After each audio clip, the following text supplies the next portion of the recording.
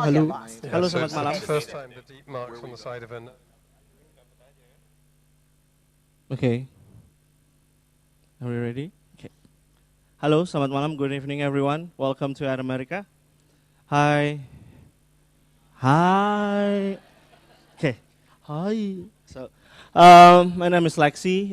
For those of you who come the first time to Ad America, I'm going to say welcome, and I see familiar faces. Miss Mara Brown, a couple of our partners from Binus also here. Okay.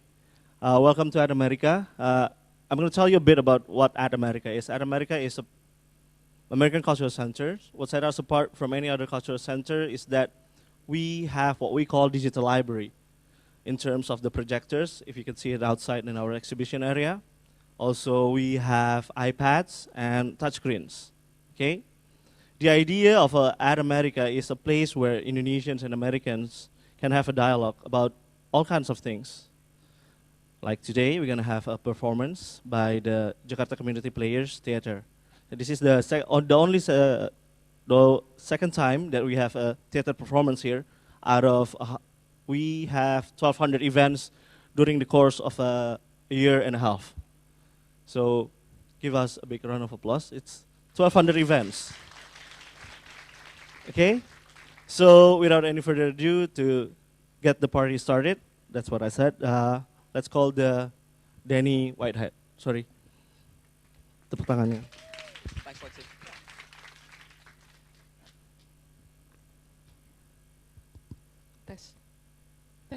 Good afternoon, everybody, and on behalf of Jakarta Players Community Theatre, I'd like to welcome you to this afternoon's performance of 12 Angry Men. Selamat sore teman-teman sekalian, atas nama Jakarta Players Community Theatre, saya ingin menyambut Bapak dan Ibu sekalian, selamat datang atau menyaksikan penampilan berjudul 12 Angry Men. The Jakarta Players Community Theatre Group is now 45 years old, and over the last 45 years we've been providing service to the community by putting on shows for the entertainment of people like yourselves, but also to raise money for a number of charities. And I'm very pleased to say that this year again we'll be making a very sizable donation to Habitat for Humanity. Dan Jakarta Players Community Theatre sudah terbentuk selama kurang lebih 45 tahun dan sudah melakukan banyak sekali tugas-tugas dan karya-karya yang dilakukan di daerah ini. Di antaranya adalah pelayanan masyarakat, dan tidak hanya pelayanan masyarakat, tapi kami juga sudah melakukan sekian banyak kegiatan-kegiatan untuk menggalang dana.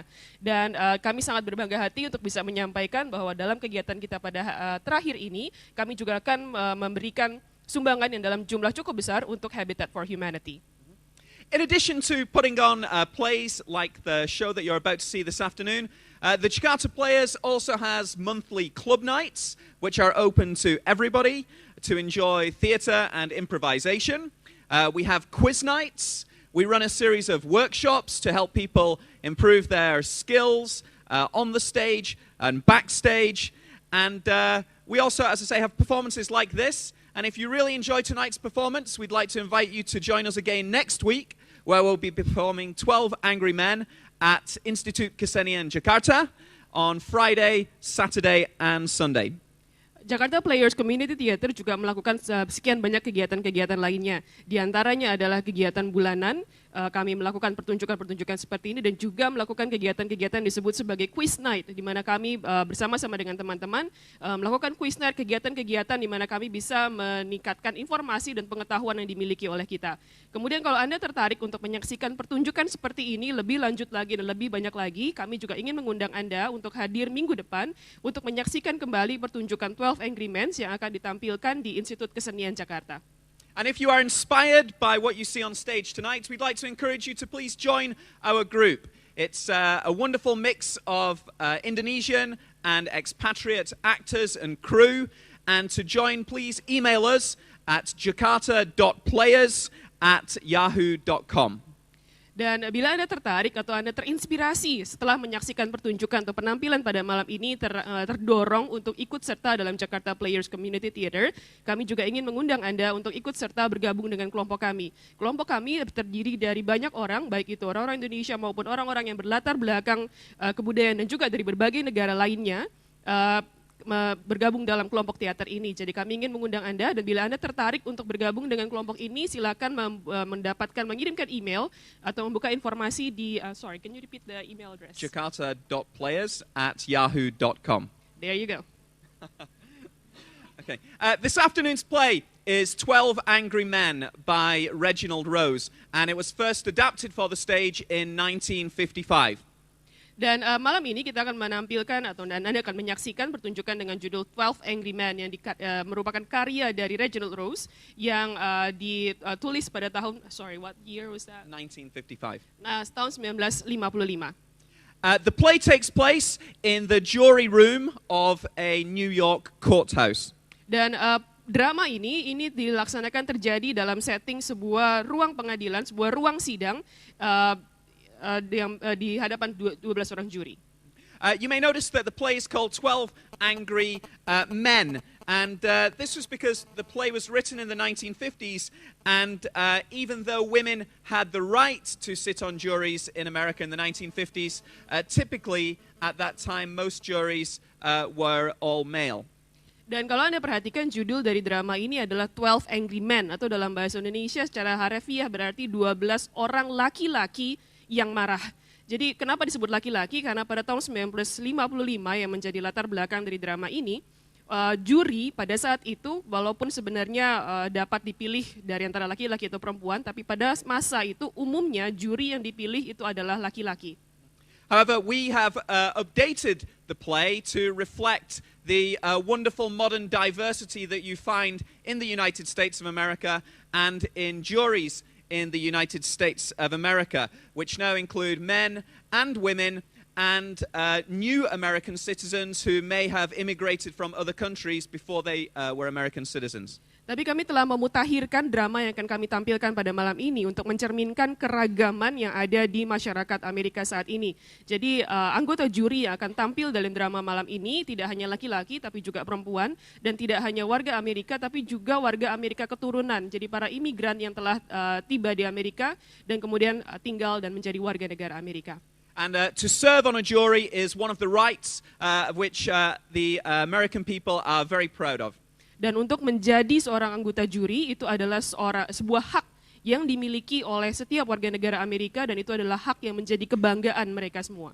We've also adapted the play a little bit to meet the stage here. You'll notice that the jury table is in a V shape, but obviously in a jury room it would typically be one table that all the jurors would sit around.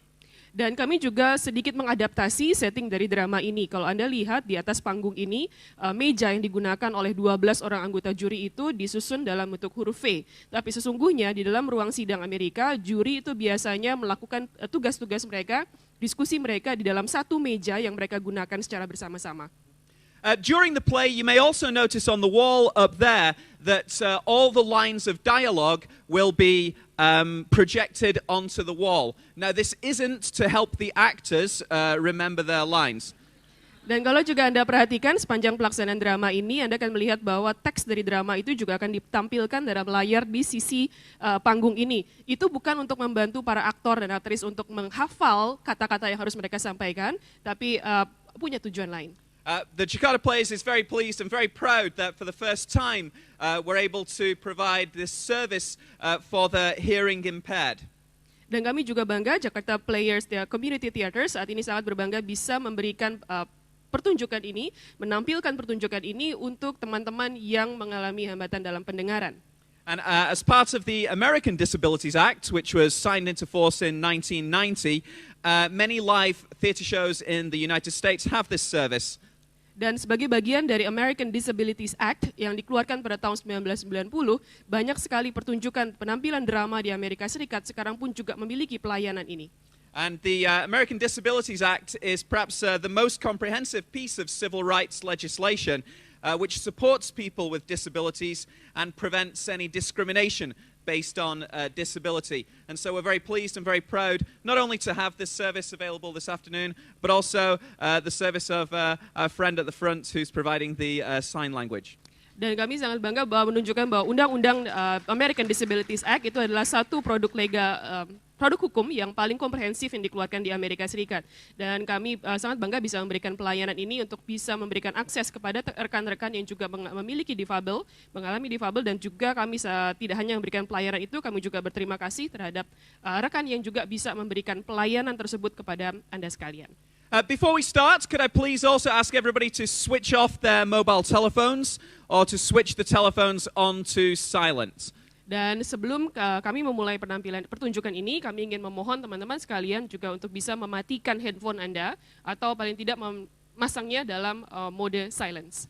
And also, in the event of a fire or if the fire alarm goes off, please can you all exit through the curtain here and you'll see the fire escape right in front of you. Dan juga bila Anda mendengar alarm kebakaran, jangan panik, Anda bisa keluar menggunakan pintu-pintu yang sudah bertanda exit dan Anda bisa melihat adanya jalur keluar untuk menyelamatkan diri. And the last thing I want to say today is a huge thank you to our friends from At America and from the US Embassy for hosting the play this afternoon and for all the incredible support that they've provided for us in making this happen. Thank you very much. Dan terima kasih kepada rekan-rekan dari At America dan juga rekan-rekan dari Kedutaan Besar Amerika Serikat yang sudah menjadi tuan rumah dalam acara ini. Terima kasih banyak atas dukungan dan bantuan yang sudah diberikan untuk pelaksanaan acara ini. And now, before we start, I'd just like to introduce Terry Kinney, who is the Senior Resident Legal Advisor for the United States Department of Justice. Dan sebelum saya memulai, saya ingin memperkenalkan Bapak Terry M. Kinney, Senior Resident Legal Advisor yang mewakili Departemen Kehakiman Amerika Serikat. Good evening, everyone. Selamat sore, teman-teman. I must say a few words about the jury system because in Indonesia, and in fact in most countries of the world, there is no jury system. Saya ingin sedikit menyampaikan mengenai sistem juri karena di Indonesia dan juga di banyak negara lainnya tidak ada namanya itu sistem juri yang berlaku. And by way of introduction, I'm a federal prosecutor from Chicago. For the last 30 years of my life, I spent presenting criminal cases to a jury. Dan saya adalah seorang jaksa federal, selama 33 tahun terakhir saya bertugas sebagai jaksa federal di Chicago, dan tugas saya adalah untuk membawa kasus-kasus disidangkan di hadapan sekelompok juri. We've used juries in the United States since the founding of our country, but juries are really much older. They go back to the Magna Carta, 1066, and even before in England. Kami menggunakan sistem juri di Amerika Serikat sejak terbentuknya negara kami. Tapi sebenarnya konsep sistem juri itu sudah berlaku jauh lebih tua lagi sebelum terbentuknya Amerika, yaitu muncul sejak Magna Carta pada tahun 1066 dan juga pada saat di pemerintahan Inggris. And the jury system serves as a very powerful restraint and control upon the authority of the government. Because before the government is able to deprive someone of life or liberty or put them in prison, 12 people must find beyond a reasonable doubt that that person has committed every element of that offense. Sebenarnya sistem juri itu adalah sebuah alat yang ampuh untuk membatasi kewenangan negara, kewenangan pemerintahan. Jadi sebelum negara dapat mengambil alih hak atau kemerdekaan seseorang, maka harus ada sebuah juri yang terdiri dari 12 orang yang bisa menyatakan secara sah dan meyakinkan tanpa lagi melampaui keraguan-raguan yang masuk akal, dapat membuktikan semua elemen-elemen pidana yang terkait dalam kasus tersebut. And so juries bring to our system an empowerment of citizens because it takes the average citizen and brings them into the decisional process so that someone does not go to jail until the typical average citizen, one of his peers, has found that he's guilty. Jadi sebuah sistem juri itu sebenarnya memberikan pemberdayaan kepada warga negara. Jadi melibatkan warga negara biasa masuk dalam sebuah proses pembuatan keputusan. Jadi sebelum hak seseorang itu diambil atau dibatasi, harus ada keputusan dari 12 orang warga negara biasa yang bisa membuat keputusan secara melampaui keraguan-raguan yang masuk akal. It adds enormous credibility to a conviction because you can't say that someone's been convicted because of corruption, because it's 12 people, 12 average people from his own background, from his own neighborhood, from his own community, who's listened to the evidence from the prosecutor, listened to the evidence from the defense, gone back into the jury room, discussed it, deliberated it, and rendered a verdict. Dan ini memberikan sebuah bobot yang lebih besar pada sebuah putusan pidana. Anggap saja ada seseorang yang telah diputus bersalah karena telah melakukan tindak pidana korupsi. Putusan bersalah itu memiliki bobot yang jauh lebih kuat karena keputusan itu diambil oleh 12 orang anggota juri yang adalah warga negara yang biasa yang punya tingkatan sama seperti terdakwa. Kemudian anggota juri ini telah menyaksikan semua bukti-bukti yang ditampilkan oleh pengacara pembela dan juga oleh jaksa penuntut. Kemudian setelah semua bukti-bukti itu didengarkan, 12 orang anggota juri ini masuk ke dalam ruangan untuk berdiskusi dan kemudian mengambil keputusan berdasarkan semua bukti-bukti yang sudah mereka dengarkan. That being said, the jury system has problems. It's not particularly effective, it's slow, it's very expensive, and as you know from the O.J. Simpson case, in the Rodney King case, sometimes it doesn't work. But I think we in the United States have made the decision that bringing the ordinary citizen into the decision-making process when it comes to depriving someone of life or liberty is more valuable than the occasional mistake that will be made by the jury. Namun demikian tetap sistem juri ini bukanlah sebuah sistem yang sempurna. Karena sistem juri ini sebenarnya kurang efektif dan kemudian berjalan dengan lamban dan juga biayanya cukup mahal. Dan kalau Anda melihat kasus-kasus seperti kasus terhadap Rodney King ataupun O.J. Simpson, itu memberikan contoh-contoh kepada Anda bagaimana sistem juri itu juga sebenarnya tidak selalu berjalan dengan baik. Tapi pemerintah Amerika tetap memutuskan untuk menerapkan sistem juri ini untuk persidangan, untuk pengadilan mereka. Karena kami melihat bahwa manfaat dan nilai yang diberikan oleh sistem juri itu jauh lebih besar daripada beberapa kesalahan yang telah terjadi sepanjang penerapan sistem juri tadi. And so as you could see both in the O.J. Simpson case and the Rodney King case, the issue of race and bigotry played a significant role in those deliberations, and that's what you're going to see in this case. This is a very powerful insight into how juries actually work. Dan seperti yang Anda lihat dalam kasus-kasus O.J. Simpson maupun Rodney King, cara juri bekerja itu juga terpengaruh oleh pemikiran mereka mengenai ras dan juga bigotry. Dan Anda akan melihat justru bagaimana nilai-nilai tersebut, bagaimana hal-hal tadi itu mempengaruhi cara kerja sistem juri dalam drama 12 Angry Men ini.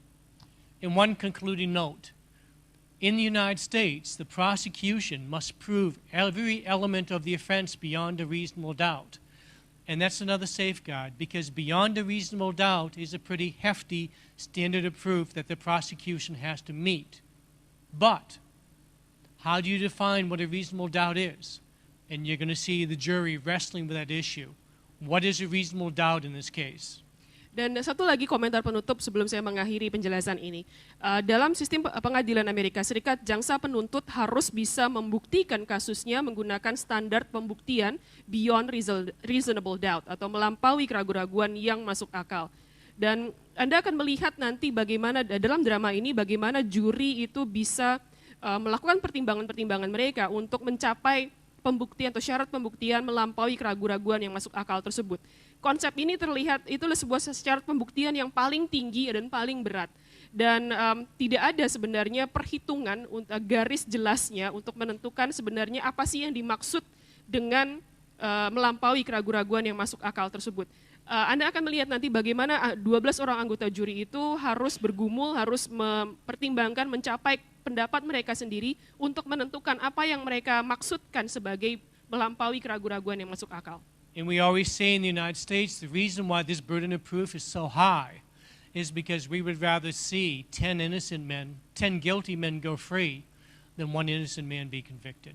Dan kami menempatkan syarat pembuktian yang paling tinggi ini, syarat pembuktian yaitu beyond reasonable doubt, melampaui keraguan-keraguan yang masuk akal, itu karena dalam hal menentukan ketika kami harus membuat keputusan yang mempengaruhi apakah seseorang akan kehilangan kebebasannya atau tidak, kami memiliki pendapat bahwa lebih baik 10 orang yang bersalah itu lepas daripada kami menempatkan satu orang yang tidak bersalah dalam penjara. So after this play is over, if you have questions, we can talk more about how the jury system works. Thank you. Setelah drama ini selesai, kita bisa akan melanjutkan diskusi tentang bagaimana sistem pengadilan Amerika Serikat itu berjalan. Terima kasih.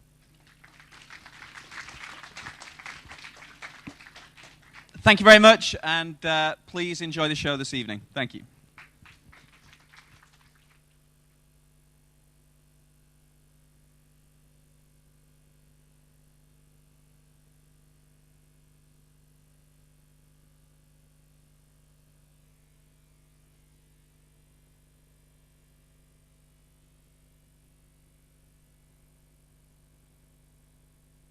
And that concludes the court's explanation of the legal aspects of this case. And now, ladies and gentlemen of the jury, I come to my final instruction to you. Murder in the first degree, premeditated homicide, is the most serious charge tried in our criminal courts.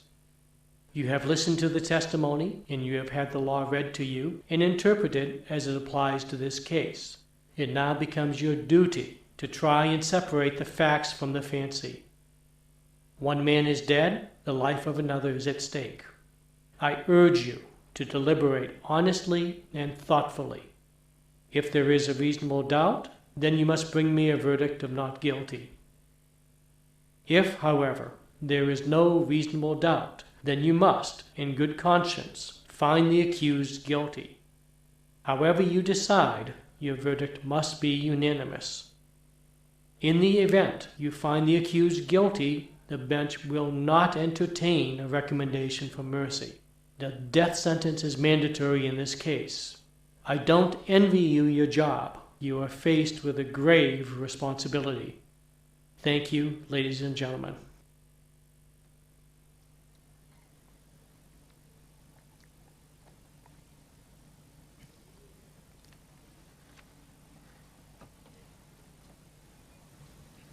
All right, let's move along.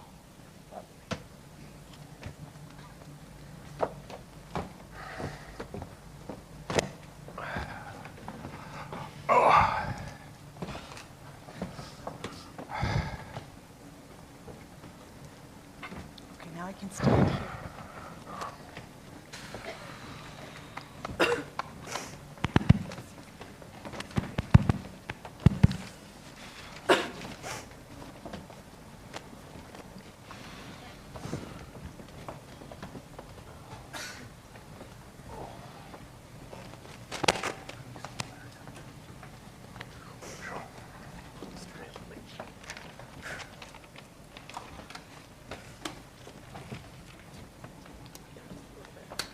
Do you want some gum?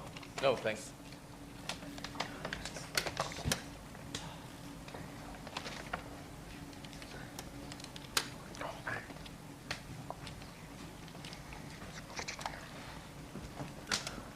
You know, I checked up for the weather earlier. It's got to be the hottest day of the year. You think they'd at least air condition the place? I almost dropped dead in court. Okay, everybody's here. If there's anything you want, I'm right outside, just knock.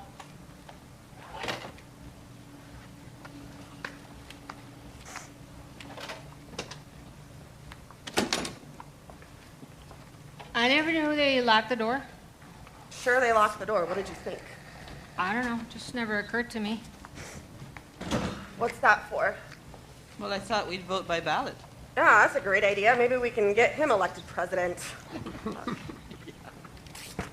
Well, what'd you think of it? Oh, well, I guess it was pretty interesting. Interesting. Geez, I was falling asleep. Well, I meant I've never been on a jury before, sir. Now, I've been on plenty of them, and I don't mind telling you, it amazes me how these lawyers can just talk and talk and talk. Even on a case as obvious as this one, you know, did you ever hear so much talk about nothing? Well, I guess they're entitled, sir. Oh, they're entitled, they're entitled. Everyone's entitled to a fair trial. Listen, I'm the last one you'd hear to say anything against it, but I do think, you know, if we took these tough kids and we slapped them down a little before they made trouble, we'd save ourselves a lot of time and money. Hey, how about getting started here, huh? Yeah, let's get on with it, huh? We've all got stuff to do, huh? Well, the older lady's in the bathroom. I thought we'd wait for her. Are we gonna sit in order? I don't know. What of you, eh? Pretty. Hey, let me ask you a question. What do you think of this case? I mean, I kind of thought we'd get something like a burglary or a simple assault case, but nah, we got ourselves a winner. Murder case. Woo! Yeah. Something like that. Hey, let me ask you, is that over there, the Chrysler building right over there? That's right. Can you believe this? I've lived here in this town all my life, and I've not set one foot in that building. Goddamn waste of time. Yeah, imagine sitting there 3 days just for this. What about that bullshit with the knife? I mean, asking grown-up people to believe that kind of bullshit. Yeah, but you gotta expect that because you know what you're dealing with. Yeah, I suppose so. What's the matter? You got a cold? Ugh, and how these hot weather colds can kill you. I can barely touch my nose, if you know what I'm saying. Your horn's all right. Now try your lights.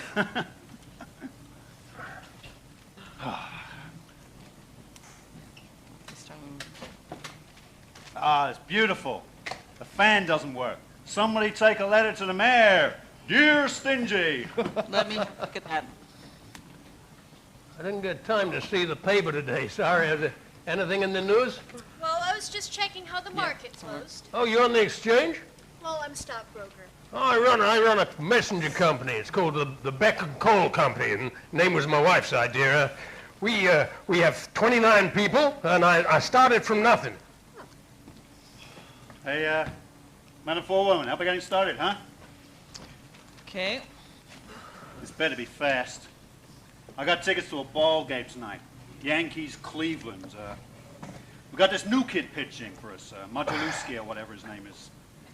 He's a bull, this kid. Shoo! A real jug handle. You're quite a ball fan, aren't you? Hey, where do you want us to sit? Well, okay, why don't we sit in jury order? I mean, 2, 3, 4, 5, 6, and we'll go around the table, 7, 8, 9, 10, 11, 12, if you don't mind. What's the difference? Well, I think it's customary to sit according to number. Okay.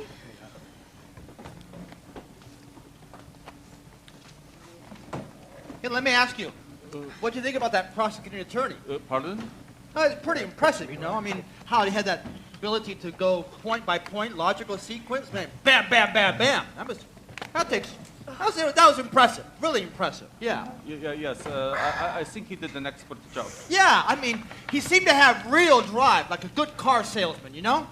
Real drive. Yeah. Hey, let's get this show on the road, huh? Excuse me, a gentleman by the window. Yeah. Excuse me, we'd like to get started. Oh, I'm sorry. It's pretty tough to figure, isn't it? A kid just kills his father, just like that.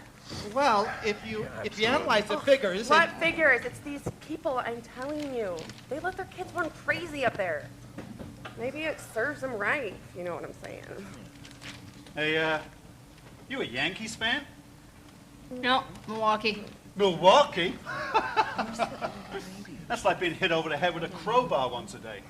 Listen, who they got? I'm asking you, who they got besides great groundskeepers? Excuse me, we'd like to get started. Oh, I'm sorry. Milwaukee.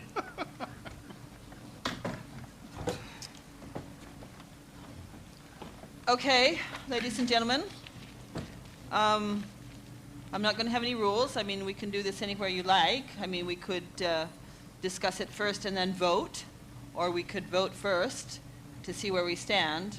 I mean, well, that's all I have to say. Well, I think it's customary to take a preliminary vote. Yeah, let's vote. Who knows? Maybe we can all go home, huh? Yeah. Okay, but let's just remember that this is a first-degree murder case, and if we vote the accused guilty, we will send them to the electric chair. That's mandatory. I think we all know that. Yeah, come on, let's vote. Yeah, let's see who's where. Yeah. Okay, so everybody agrees that we vote? Okay, so just remember this vote does have to be 12-0, either guilty or not guilty. And that's the law. Okay? So I guess the quickest way to vote is a show of hands, so everyone voting guilty. 8, 9, 10, 11 for guilty, and not guilty, 1. So the vote is 11 to 1. Great. Now we know where we stand. Oh, there's always one. So, what do we do now? Well, I guess we talk. Oh my God. Well, look, do you really think he's innocent? I mean, you sat in the same courtroom as the rest of us. The man's a dangerous criminal. You could see it. The man is 16 years old. Well, maybe, but he stabbed his father in the chest. I'm 4 inches into the chest, you know? Yeah, it's pretty obvious. I was convinced from the first day. Well, we all were. I mean, to me, this was an open and shut case. They proved it in a dozen different ways. Look, I tell you, maybe you'd like me to list them down for you. Huh? No. Then, what do you want? Nothing. I just want to talk. Well, what's there to talk about? I mean, 11 of us here think he's guilty. Nobody had to think twice about it except you. There were 11 posts here for guilty. It's not easy for me to raise my hand and send a boy off to his death without talking about it first. Who says it's easy for me? No one. What, just because I voted fast? I think the guy's guilty. You couldn't change my mind if we talked for 100 years. I'm not trying to change your mind. It's just that we're talking about someone's life here. I mean, we can't decide in 5 minutes. Suppose we're wrong. Suppose we're wrong? Suppose this whole building fell in. I mean, you can suppose anything. That's right. Well, what's the difference how long it takes? I mean, suppose we take 5 minutes, so what? Let's take an hour. The ball game doesn't start until 8 o'clock. Okay, tough guy. You do what you like. I want to ask you something. Did you actually believe his story? I don't know if I believe it or not. Maybe I don't. So, who's got something to say? How about you? Not me. Well, I wouldn't mind waiting an hour, talking an hour. Okay, great. So I heard a pretty good story last night. Yeah, this woman, she came running into the hospital, but she was stripped down to the waist. No, this is not what we're sitting here for. Then tell me, what are we sitting here for? Maybe for no reason. I don't know. This boy, he's been kicked around all his life. You know, living in a slum. His mother dead since he was 9. He spent a year and a half in an orphanage while his father served a jail term for forgery. That's not a very good head start. He's had 16 terrible years. I think maybe we owe him a few words, that's all. I do not mind telling you this, mister, but we don't owe him a thing. Yeah. I mean, that kid got a fair trial. Exactly. I mean, what do you think that trial cost? He is lucky that he got one. We're all grown-ups here. We all heard the facts. You're not going to tell us that we are actually supposed to believe that kid knowing what he is. Trust me, I've lived among them my entire life, and they are born liars. You can't trust a word that comes out of their mouth. It suddenly occurs to me that you are a very ignorant woman. How can you believe something like that? What are you talking about? Born liars? Do you think you have a monopoly on the truth? What are you trying to make a federal case out of it for? Well, I think a few things should be pointed out to this woman. Hey, lady, it's not Sunday. We don't need a sermon here, you know. Monopoly, for Christ's sake. Okay, if we're going to discuss the case, let's stick to the facts. Well, maybe if we point out to the gentleman down there who's disagreeing, if we say to him, you know, maybe you tell us what you think, maybe we could point out to you where you probably made a mistake. What are you doing? Oh, this? Oh, just doodling a little bit, but rice pops. The breakfast with the built-in bounce. I thought of that line. Yeah, at the ad agency. It was me. Yeah. Yes, very, very catchy. If you don't mind. I'm sorry. Just, I doodle and it helps me to keep my mind clear as I'm thinking. I'm sorry. Well, we could sit here and we go on forever and ever. Well, all right. I have this idea. It's just thinking out loud. Flag up the poll. If we are here, us 11, need to convince this one individual that he's wrong and we're right, well, what about if we all just took a moment and shared our thoughts and reasons why we're right and he's wrong? I don't know. Just an idea, just off the top of my head. No, I think it's a good one. Anybody Let's who get it doesn't started, agree? Yeah? So that means you're first. Well, it's actually hard to put into words. I just think he's guilty. I thought it was obvious from the word go. I mean, nobody proved otherwise. Nobody had to prove otherwise. The burden of proof is on the prosecution. The defendant doesn't have to open his mouth. That's in the Constitution. You've heard of it. Sure, I've heard of it, and I know what it is, but I just think that man is guilty. I mean, somebody saw him do it. Yeah. Okay. Next. Okay. Well, here's what I think. I have nothing personal in this. I want to stick to the facts. So let's start from the facts. Now, the facts are, number one, let's take the old man who lived in the apartment right below the room where the murder took place. At 10 minutes past 12 here, he heard loud noises upstairs, and he said it sounded like a fight. He heard the boy yell out, "I'm gonna kill you." A few seconds later, he heard the sound of a body falling on the floor. He heard steps running down the stairs. He went to the door of his apartment, and he saw the kid running out of the house.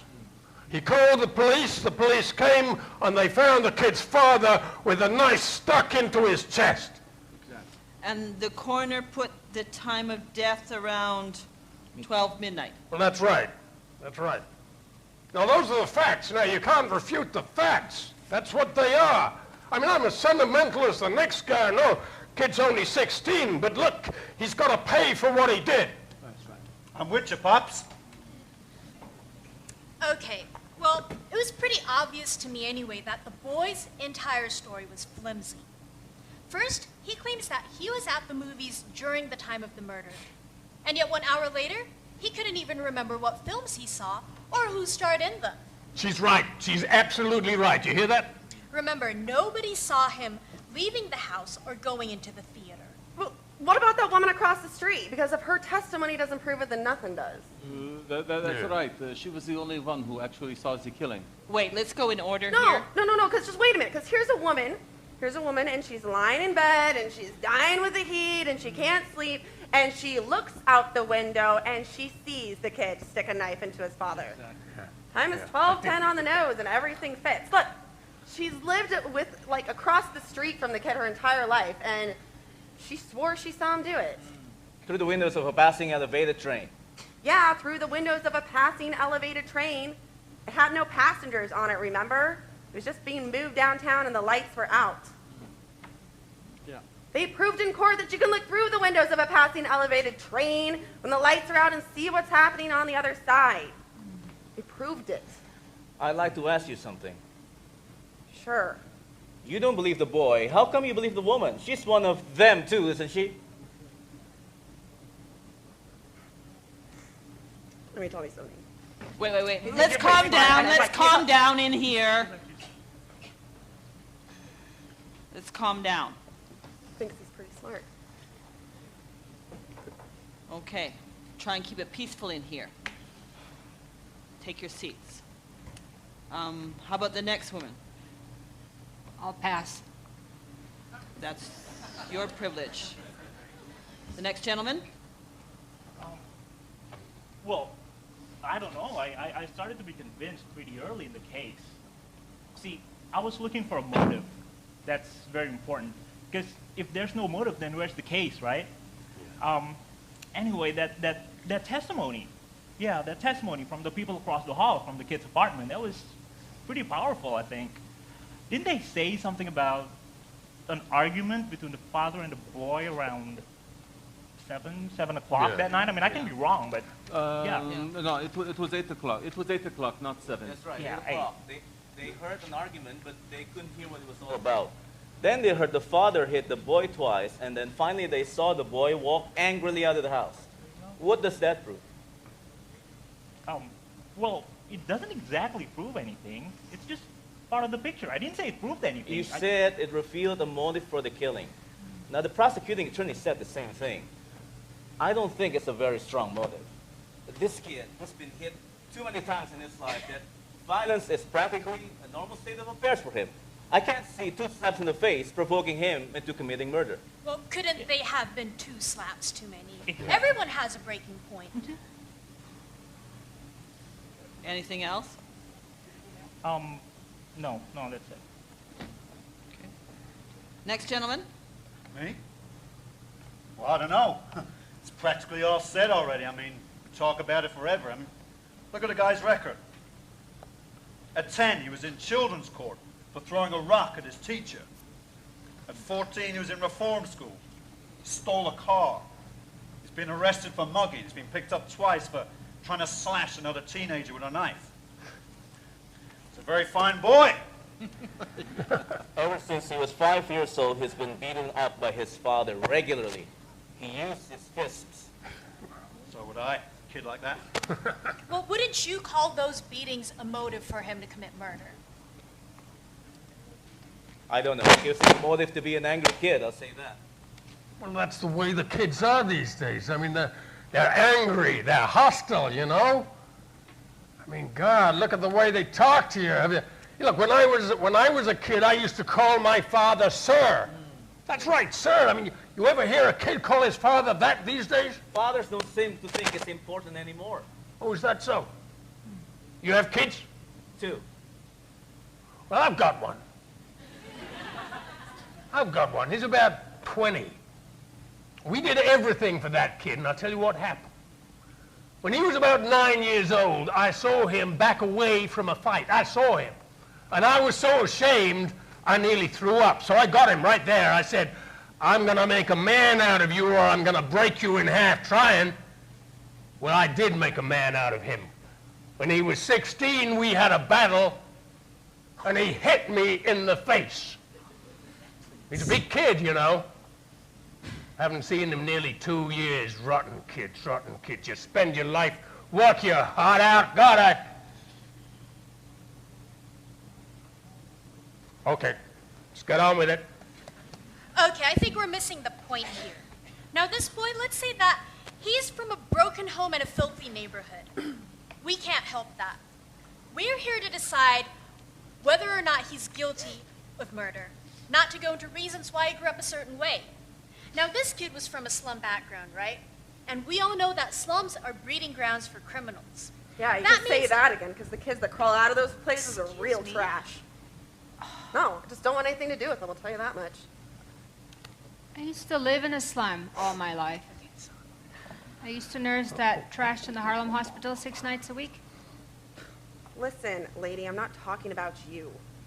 I used to play in a backyard filled with garbage. Maybe it still smells on me. Oh, come on, let's just keep this down. It's nothing personal. It is personal. Hey, come on, she didn't mean you. Let's not be so sensitive, shall we? Yeah, this sensitivity, I understand. Now, let's stop all this arguing. It's just slowing us down. So, maybe if we get on with the next gentleman, it's your turn? Well, I didn't expect a turn. I thought you were all supposed to be convincing me. Wasn't that the idea? Oh, okay, right, check. I forgot that. Well, what the hell is the difference? Because he's the one who's keeping us here, so let's just hear what he has to say. No, we decided to do this a certain way, so we'll stick to what we said. Oh my God, would you please stop being a kid? A kid? What do you mean by that? Well, what do you think I mean? K-I-D. Kid. Listen, you think this is easy? Why don't you sit here? You sit here and you take the responsibility. And I'll just stand here and I'll just shut up. That's all. Calm down. Calm down? Don't tell me to calm down. Oh my God. You think this is easy? You mean things all running smooth and everything? Hey, why don't you sit here? Here's the chair. You take the responsibility. Let's see how well you, Madam Chairman, why don't you run the show? What? You think this is funny? No, take it easy. Take it easy. Don't tell me to calm down. This whole thing is unimportant. Unimportant? You call this unimportant? Well, okay, maybe wrong choice of words. But anyways, you're doing a great job. Great job. Yeah. Nobody wants to change, right? That's right. Nobody Yeah, you're wants to doing change. a great job. Hang in there and pitch. Sit down. Come on. Okay, let's hear from somebody. Well, if you want me to tell you how I feel about it right now, it's all right with me. I don't care what you do. All right, I don't have anything brilliant. I only know as much as you do. According to the testimony, the boy looks guilty. Maybe he is. I sat there in court for 3 days listening as the evidence built up. Everyone sounded so positive that I had this peculiar feeling about this trial. I mean, nothing is that positive. I had questions that I wanted to ask myself. They might not have meant anything, I don't know. But I started to feel that the defense counsel wasn't doing his job. He let too many things go, little things. What little things? Listen, when these attorneys don't ask questions, it's because they already know the answers, and they figure it'll hurt their case. Maybe it's just also possible for a lawyer to be just plain stupid, isn't it? Hey, you sound like you've met my brother-in-law. I kept putting myself in the boy's place. I would have asked for another lawyer, I think. I mean, if I was on the trial for my life, I want my lawyer to tear the prosecution witnesses to shreds, or at least to try. Look, there's an alleged eyewitness to this murder, and someone else who claims that he heard the murder and finally saw the boy running out afterward. There was a lot of circumstantial evidence, but actually those two witnesses were the entire case for the prosecution. Supposing they're wrong. Well, what do you mean? What do you mean, supposing they're wrong? Could they be wrong? No, what is the point of having them on a witness stand taking their notes? They're only people. People make mistakes. Could they be wrong? No, they're on the witness stand. No, they can't be wrong. Do you know so? It's not an exact science. Come on. That's right. It isn't. Okay, come on, let's get to the point here. What about the knife they found sticking in the father's chest? Yeah. But, sir, I think you need to wait. There are a lot of people who haven't talked yet. No, wait a minute. They'll get plenty of chance to talk. You just keep quiet for a minute, huh? Come on, let's talk about the knife. All right, let's talk about it. Let's get it in here and take a look at it again. I'd like to see it again, Madam Forewoman. We've all seen it. What are we going to get out of seeing it again? You brought it up. Okay, look, that gentleman has the right to see exhibits and evidence. Now, sir, that knife and the way that it was bought, that was pretty peculiar evidence, don't you think so? Yes, I do. Okay, good. So suppose we're going to take all these facts one at a time. 1, the boy admitted going out of the father's house at 8 o'clock on the night of the murder. 2, the boy went directly into a neighborhood junk shop where he bought a, what do you call those things? Switchblade. A switchblade knife, thank you. 3, this knife, it had a very peculiar carved handle. 4, the storekeeper who sold it to the boy said that it was the only one of its kind that he ever had in stock. 5, at about 8:45, the boy met 3 of his friends in front of a diner. Am I correct so far? Yes, you are. You bet she is. You listen to this lady. She knows what she's talking about. The boy and 3 of his friends talked for about an hour, and he left them at about 9:45. It was during this 1-hour time frame that they actually saw the knife. 6, those other 3 boys identified the knife in court as the murder weapon. 7, the boy said that he went home at about 10 o'clock. Now, this is where the stories offered by the boy and the state begin to diverge slightly. The boy says that he stayed home until about 11:30 and then went to one of those all-nighter theaters. He went and see a movie, and at about 3:15 in the morning, he came home to find his father dead and himself arrested. Know what happened to the knife? Now, this is the charming and imaginative little fable that the boy invented. He claims that the knife slipped through a hole in his pocket while he was on his way to the movies, and that he never saw it again. Remember, this is the tale, ladies and gentlemen. I think it's pretty obvious that he never went to the movies that night. No one saw him leave the house at about 11:30. No one at the theater identified him. He couldn't even remember the name of the films that he saw. So, everyone connected with the case identified with a knife. Are you trying to tell me that it really fell through a hole in the boy's pocket, that somebody picked it up off the street, went to the boy's house, stabbed the father with it, and did it just for fun? I'm just saying it's possible that he actually lost the knife and that someone else stabbed the father with a similar knife. It's possible. Well, take a good look at that knife. I've never seen one like it, and neither had the storekeeper who sold it to the boy. Right. Aren't you asking us to accept a pretty incredible coincidence? I'm not asking anyone to accept it. I'm just saying it's possible. And I'm saying it's not possible. What? Whoa. Where'd you get that from? knife? Is it the Oh same my knife? goodness. All right, let's quiet down for a minute, quiet. What are you doing here, mister? Okay, Come on, calm down. Where did you get that knife? I was walking for a couple of hours last night just thinking. I went to the boy's neighborhood. That knife came from a pawn shop just 3 blocks away from his house. It cost $6. You know it's against the law to buy or sell switchblade knives. That's right. I broke the law. Look, you pulled a pretty smart trick here, mister, but so what? Suppose there were 10 knives like it. What do you think that proves? Maybe there are.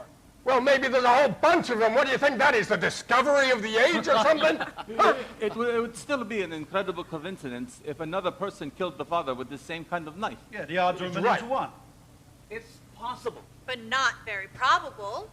Okay, let's stop all this milling around here. Let's everybody just take our seats. But sir, I think it's very interesting that he could find a knife exactly like the one that the boy bought. Interesting? What do you think it proves? Well, I was just thinking. Interesting. Hey, you, tell me, why did the kid go out and buy the knife in the first place? Well, he claims that he was trying to... Oh, yeah. I remember. He was going to buy it for a friend because he broke his friend's knife by dropping it on the pavement. That's what he said. Baloney. No, the friend who testified did say that the boy broke his knife. Yeah, how long before the murder? 3 weeks. 3 weeks before the murder. So how come our noble lad went out just half an hour after he was smacked by his father, and 3 hours before they found him with the knife rammed into his chest? Huh? Well, he was going to give the knife to his friend. He just wanted to use it for immediate, huh? Well, let me ask you this. This is one of the questions I wanted to ask in court. If the boy bought the knife to use on his father, how come he showed what was going to be the murder weapon to 3 friends of his just a couple of hours before the killing? Oh, come on, all this is just talk. You know the kid lied. He may have lied. Do you think he lied? That is a stupid question. Of course he lied. Do you? You know my answer. He definitely lied. Do you think he lied? I'm not sure. What do you mean you're not sure? Hey, now, wait a minute, you. What are you doing going around and asking? You a lawyer or something? You're going to cross-examine all of us in here? Isn't this what's supposed to happen in the jury room? Well, just let me remind you, in this jury room, there are 11 jurors think that kid's guilty. That's right. Yeah, what do you think you're going to accomplish? I mean, like, you're not going to change anybody's mind. So if you want to be stubborn and hang this jury, go right ahead. The kid will be tried again and found guilty, sure as he's born. You're probably right. So what are we going to do about it? I mean, we could be here all night. Yeah. Anybody got a deck of cards? Madam, for one, I don't think he could make a joke about it. What do you want me to do? I mean, I don't know what all this crap about the knife has to do with anything. My salon is falling apart while you guys sit in here and talk. So I say let's get the hell down and get the out of here. The knife was very important to the district attorney. He spent the whole morning on it. He's like a 15th assistant or something, so he obviously doesn't know anything. Hey, all these side arguments, they're just slowing us down. Come on, man. You're the only one.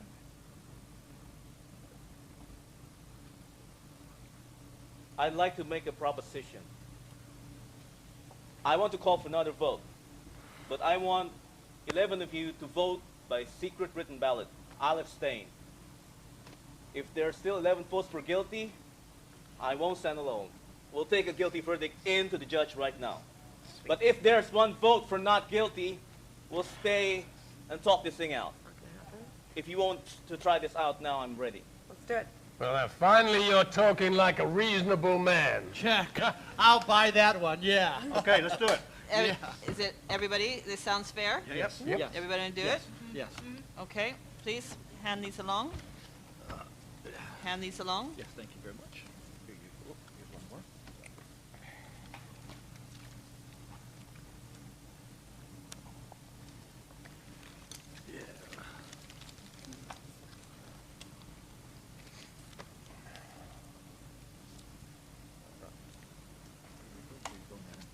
Thank you.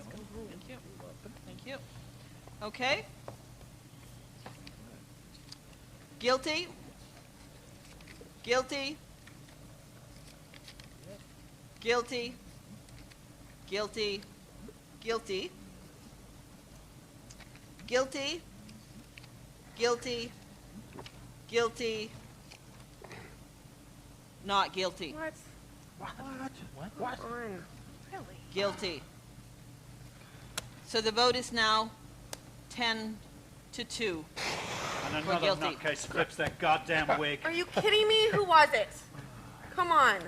Excuse me, this was a secret ballot. We all Secret agree. ballot? Secret ballot? There are no secrets in the jury room. I know who it was.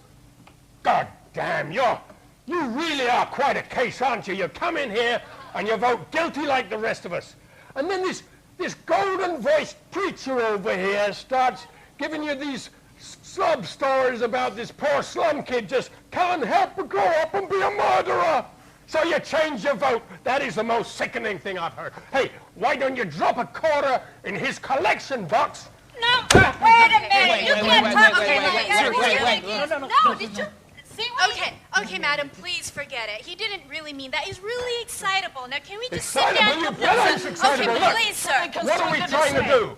We're trying to put a guilty man in the chair where he belongs, and we're hearing fairy tales, and we're listening to him. Let's just... Well, look, do you want to put a proven murderer back on the street? I tell you what, give him his knife back. Make it easier for him. Let's just calm down. Let's stop all of this arguing. Gee. Who's got something constructive to say? Please, I would like to say something here. I have always thought that in this country, a man was entitled to have the... Let's stick to the subject. What made you change your vote? She didn't change her vote. I did. And would you like me to tell you why? No, I wouldn't like you to tell me. Why? Well, I'd like to make it perfectly clear if you don't mind. Do we have to listen to this? Hey, look, the lady wants to talk. Thank you. This gentleman here has been standing alone against us. He's not saying the boy is not guilty. He's just saying that he's not sure. It's not easy to stand against the ridicule of others. He gambled for support, and I gave it to him. I respect his motives. Now, the boy may be guilty, the boy who's on trial, but I want to hear more. I want to hear more. Right now, the vote is 10 to 2. And I think that if we just listen to more... Hey! He can't do that. I'm talking here. He can't hear you. He never will. Hey, look, if the speech is over, can we get on with the show? Well, listen, there's one man in the bathroom. Maybe we just better take a break. Take a break.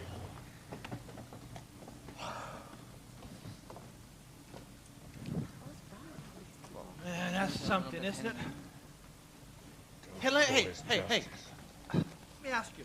Thank you. What, in the line you're working in, like me, I'm in the ad agency, we get in these meetings where all of a sudden we're stuck and we get hung up and going nowhere, and we got all these peculiar people trying to, well, not peculiar in a way of strange, and idiotic or psychotic, but just kind of strange in the way they express themselves, different. But anyways, we'll get into a meeting and, well, I'm sure it's like that in your line of work, right? Where we'll get into a meeting and, what do you do, by the way? Oh, I'm a watchmaker. Oh, really? I'm sure the finest watchmakers come from Europe. Yeah. Well, anyways, as I was telling you, we get into the meeting and we're stuck here, and all of a sudden, like, some account executive wannabe brown-nosing his way up the ladder, you know what I'm talking about. He says, hey, I've got this grand idea. Trying to unstop the meeting. And he says, how about we run up the flagpole and see if anybody salutes it? What a stupid idea. I mean, how idiotic. Well, here, hold on. I got a better one. Another account executive wannabe, brown-nosing his way up the ladder again. He said, hey, well, how about we put this on the bus and see if it gets off at Wall Street? Wall Street?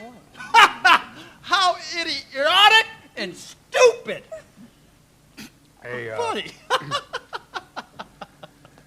Hey, that business about there, I guess I got pretty excited. Well, I didn't mean to get nasty or anything like that.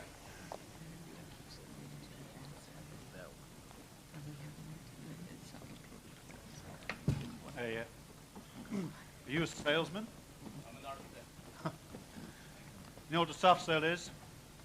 You're pretty good at it, I'll tell you that. I got a different technique. Jokes, drinks, knock them on their asses. I made over 100 grand last year selling organic preserves. Now, it's not bad, you know, considering organic preserves. Listen, what are you getting out of this, Kicks?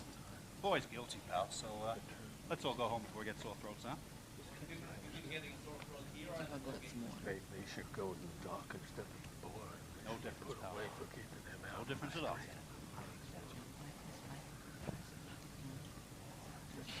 Wasting the stage. Wasting the Nice bunch of people, huh?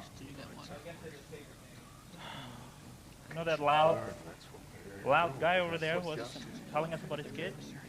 The way he was talking about it, boy, that was an embarrassing thing. Ah, what a murderous day. You think we'll be here much longer? I don't know. Look, he's guilty for sure, you know. There's not a doubt in the whole world. Should have been done already. But hey, listen, I don't care. Beats working. But, you think he's innocent? I don't know. It's possible. Look, I don't know you, but I'm betting you've never been more wrong in your life. By the way, did you Brody, just wrap it up. You're wasting your time. Suppose you're the one on trial. Well, see, I'm not used to supposing. I'm just a working man. My boss does the supposing. But, okay, I'll try one now. Suppose you took us all out of this, and the boy really did knife his father.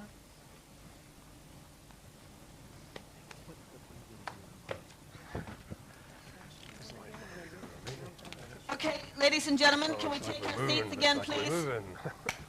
Oh, looks like we'll be here for dinner. Yeah, like yummy time. Okay.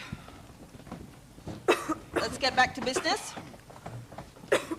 Who's got something to say? Well, maybe it would be profitable. Oh, I'm sorry. Please excuse No, me. I'm sorry. no, Please I go didn't ahead. mean to interrupt. No, please. Okay, well, what I was going to say, this is probably a small point, but anyway, the boy had the motive for the killing, you know, with all the beatings and all that. So if he didn't do it, then who did? Who else had the motive? I mean, see, that's my point, you know. I mean, no one just goes out and kills someone without a motive, not unless it's just plain nuts, right? As far as I know, we are here to decide whether or not the boy on trial is guilty beyond reasonable doubt. We're not concerned with anyone else's motives here. That's a job for the police. Well, very true. But we can't help letting the only motive we know of creep into our thoughts, can we? And, of course, we can't help asking ourselves who else might have had a motive. Naturally, these things follow. Somebody killed the father. If it wasn't the boy, then who was it? Majalowski! Hey! Something about the man I love here, huh? Sir, if you don't have anything better to add besides jokes, I suggest you listen. Ah. Okay, sorry, I was just letting off steam a little. Let's carry it on. Well, maybe you can answer me. Who else might have killed the father if it wasn't the boy? I don't know. His father wasn't exactly a model citizen. The boy's lawyer outlined his background in his closing statement.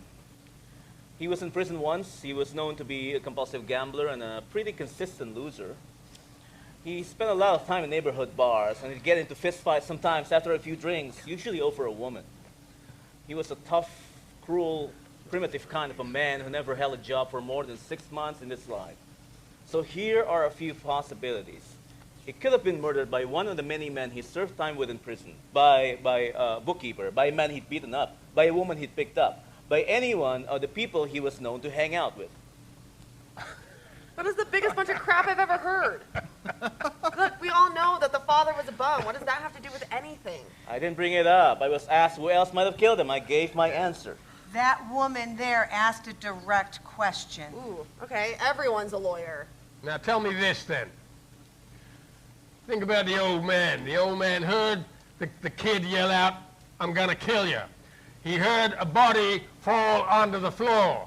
He saw the kid run out of the apartment. Now, tell me, what does all that mean to you? I wonder how clearly the old man could hear the boy's voice through the ceiling. He didn't hear it through the ceiling. He heard it through the open window, and the open window upstairs. It was a hot night, remember? The voice came from another apartment. It's not easy to identify a voice, especially a shouting voice. But he identified it out of 5 other witnesses in court, blindfolded. It's just an ambitious district attorney putting on a show. Look, the old man knows the boy's voice very well. They've lived in the same house for many years. But to identify it possibly from an apartment downstairs, don't you think it's possible that he might have made a mistake? That he thought that the boy was upstairs and automatically decided that the voice he heard was the boy's voice? I think that's a little bit far-fetched. I think you can say that again. Listen, the old man heard the body falling, and then 15 seconds later, he saw the boy run out of the house. Yeah. He saw the boy. Correct. And don't forget, the woman across the street saw the boy stabbing the father. Yeah, absolutely. Isn't that enough evidence for you? Not for me, no. Oh, my How do you like him? It's like talking into a dead phone. Okay.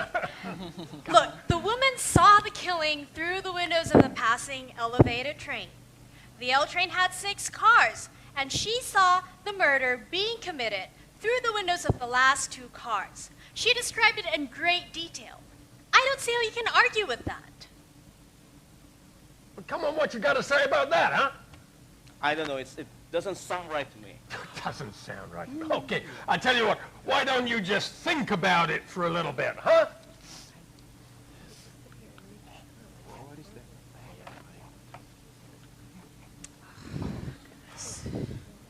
I wonder if anyone here has any idea how long does it take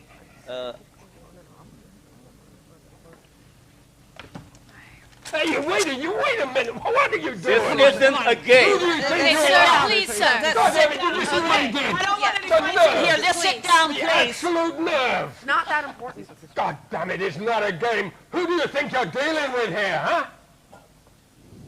Come on, sir. Come on, I want an apology from this man. Okay, I want an okay, apology. okay. I So wanna he hear- apologizes, okay? Now let's hear what the man has to say. Take Thank your you. seats. Sit down. I wonder if anyone here has any idea how long does it take an elevated train going at medium speed to pass a given point? What's that got to do with anything? How long? Take a guess. 10 I wouldn't have the seconds. slightest idea. 12 seconds. What do you think? What do you think? 12. 12. 15. I don't know, maybe 10, 12 seconds? What's this got to do with anything? I think that's a fair guess. Anyone else? That sounds about right to me. Okay, what's the guessing game for? What would you say? 10 seconds approximately. All right, say 10 seconds. What point are you trying to make? This is my point. It takes the 6-car L train about 10 seconds to pass a given point. Now say that given point is the open window of the room where the murder took place. You can reach out your hand out the window and almost touch the L track, right? Right. Now let me ask you this. Has anyone here ever lived right next to the L tracks once? Well, I just finished painting an apartment that overlooked an airline. I'm a house painter, you know. I was there for 3 days. What was it like? What do you mean? Noisy? Well, yeah, well, you know how it is. We're all a bit punchy in our business anyway.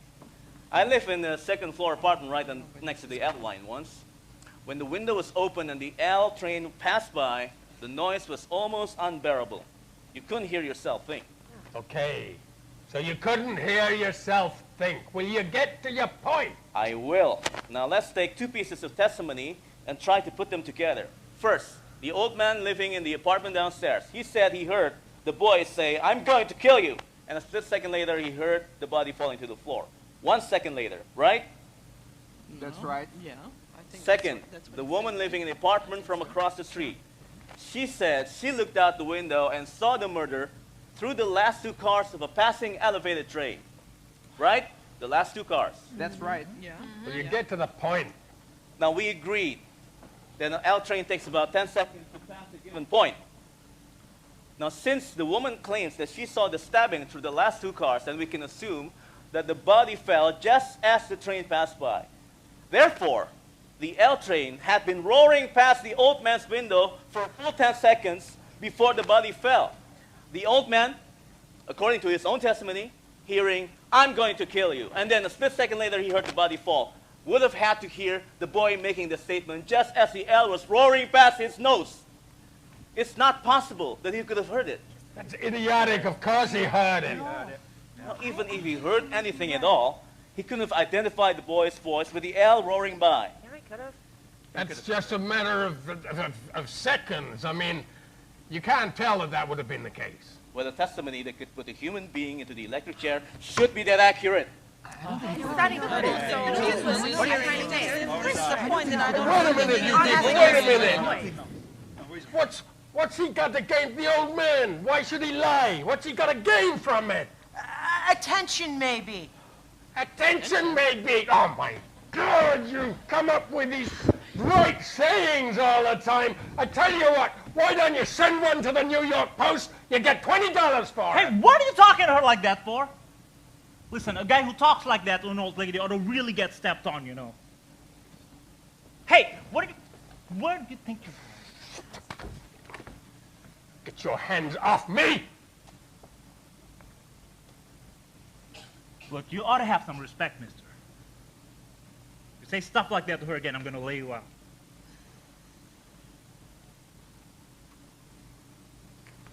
Okay.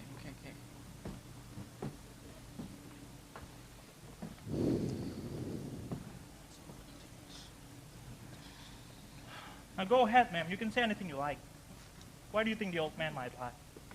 Well, it's just that I looked at him for a very long time. I mean, the seam under his jacket was split open. I mean, did you see that? To come into court like that. It was a very old man with a torn jacket, and he walked very slowly to the stand. He dragged his left foot, and he was trying to hide it because he was ashamed. I think I know him better than anyone here. I mean, this is a quiet, insignificant old man who has been nothing all his life. Never any recognition, never his name in the paper. I mean, this is a man who would just nobody knows him. And this is a man who would like to be quoted, to be listened to. I mean, nobody seeks his advice after 75 years. It's a very sad thing to be nothing. I mean, this is a man who would need recognition, to be listened to, just quoted just once. I mean, this is very important. I mean, he could not recede into the background. Listen, are you trying to tell us this old man would lie just so that he could be important once? No, he wouldn't lie. But perhaps he'd make himself believe that he heard those words and he recognized the boy's face. That was the most fantastic story I've ever heard. How can you make something like that up? And what would you even know about it? Oh, okay, ladies, this case is based on a reasonable and logical progression of facts. Let's keep it there. Yeah, but the facts can be colored by the personalities who present them. Anybody want a cough drops? I'll take one. Well, just think it. Say what you want. I don't see how anybody cannot see this boy guilty. He's guilty. Just plain as can be. There's something I'd like to talk about for a minute here. Now, I think we've proved that the old man couldn't have heard the boy say, "I'm going to kill." You didn't prove it at all. What are you talking about? Supposing he did. This phrase, how many times has each of us used it? Maybe hundreds. "I could kill you for that, darling. If you do that one more time, Junior, I'm going to kill you." Go ahead, Rocky, kill him. We say this every day. It doesn't mean that we're going to kill someone. Wait a minute. The phrase the kid used was, "I'm gonna kill you." And he yelled it out at the top of his voice. Now, don't you tell me that he didn't mean it. Right.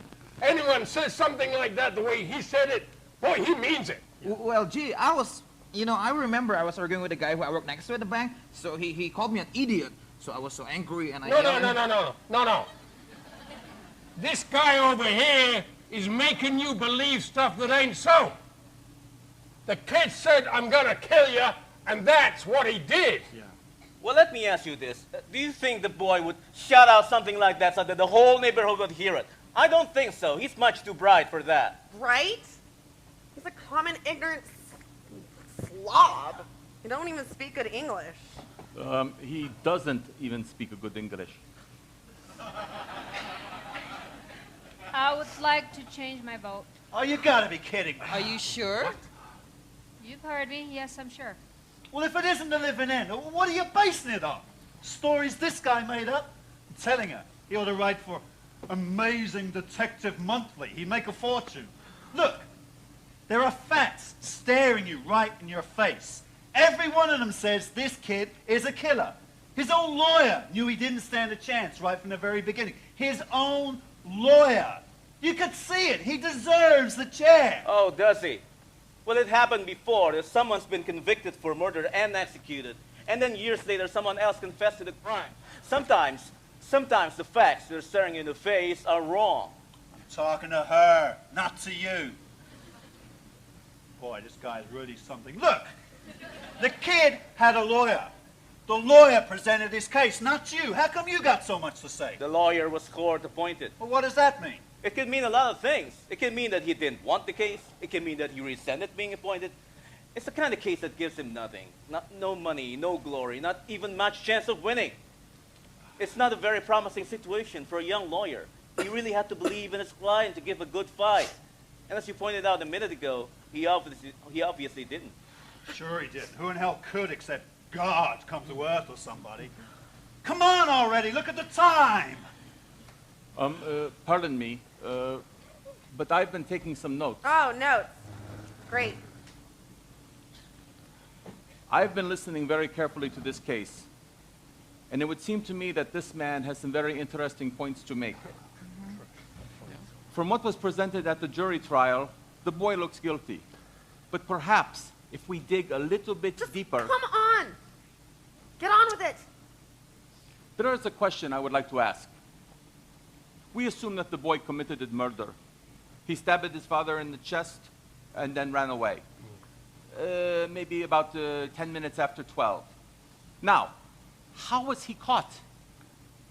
He came back home about 3 o'clock in the morning and he was arrested in his own hallway. My question is, if the boy really did the murder, why would he come home? Wouldn't he be afraid of being caught? Came back to get the knife, man. I mean, you don't leave knives sticking around in people's chests, you know? Yeah, especially relatives. Look, the boy knew that there were people who could identify the knife as the murder weapon, and so he had to go back to his father and get the knife before the police did. But if he knew it could be identified, why would he return? Well, I think we can assume that he ran out in a state of panic, and as he finally calmed down, he realized that he had left the knife there. But this depends on your definition of panic, because he was calm enough to make sure that the fingerprints were wiped off of the knife. Where did the panic start, and where did it end? Look. You can forget all that other stuff. I mean, he came home to dig out the knife and get rid of it. 3 hours later? Sure, 3 hours later. If I had killed the father, I would not have come back 3 hours later. I would be afraid the police would be there. I would not come back, knife or no knife. Now look, you voted guilty with the rest of us right now. Which side are you on? I do not need to be loyal to one side or the other. I am just merely asking questions. Well, this is just off the top of my head, but if I had been the boy and I had stabbed my father, I'd come back for the knife, thinking that nobody saw me, thinking that nobody had discovered the body, the police were not there yet. Maybe, yeah, I'd come back and get the knife, and maybe they wouldn't discover the body until the next morning sometime. Yeah, but this is my whole point. The old woman in the court testified that the moment after the murder, that is, the moment after she saw the body fall to the ground, she screamed and immediately called the police. Now, the boy must certainly have heard the scream and known that somebody had seen something. No. I do not think he would have come back if he had been the murderer. Okay, 2 points. 1, in a state of panic, the boy might not have heard the scream. And 2, even if he did hear the scream, he probably wouldn't have connected it with his own act. Remember, this boy lived in a neighborhood where screams were fairly commonplace. Yeah, there you go. I mean, there's your answer. Maybe he did stab his father, didn't hear the woman scream, did run out in panic, did came back 3 hours later, tried to get back the knife, risking being caught by the police. Maybe those things are so, but maybe they're not. I think there's enough doubt to make us wonder whether or not the boy was there at all during the time the murder took place. Doubt? Are you kidding me? Did or didn't the old man hear the body falling and see the kid run out of the house? Did he or didn't he? He said he did. Oh my God, says he did. Okay, well, did or didn't the woman across the street look out and see the kid stick a knife in his father? She says she did. Yeah. And he's making it out like what people say doesn't matter. I'm telling you that the facts are being changed around here. There's absolutely no reason for it. I mean, what the hell do you think that witnesses get on the witness stand for? Witnesses can make mistakes. Yeah, when you want them to. Come on, let's keep the yelling down in no, here. but maybe what we need in here is just a little more yelling, because all of a sudden, everyone's going off every which way. Oh, did hear the scream, didn't hear the scream. Oh, it doesn't matter because they're all little details. But let me tell you something, that witnesses I want to call for another vote. No, it doesn't matter. I am talking here. The gentleman called for another vote. What are we going to get from another vote? But the gentleman asked for one. What, I've never known such a waste of time in this. It only takes a second, sir. It's okay. Okay, so I guess the fastest way is a show of hands. So all of those voting not guilty, please raise your hands.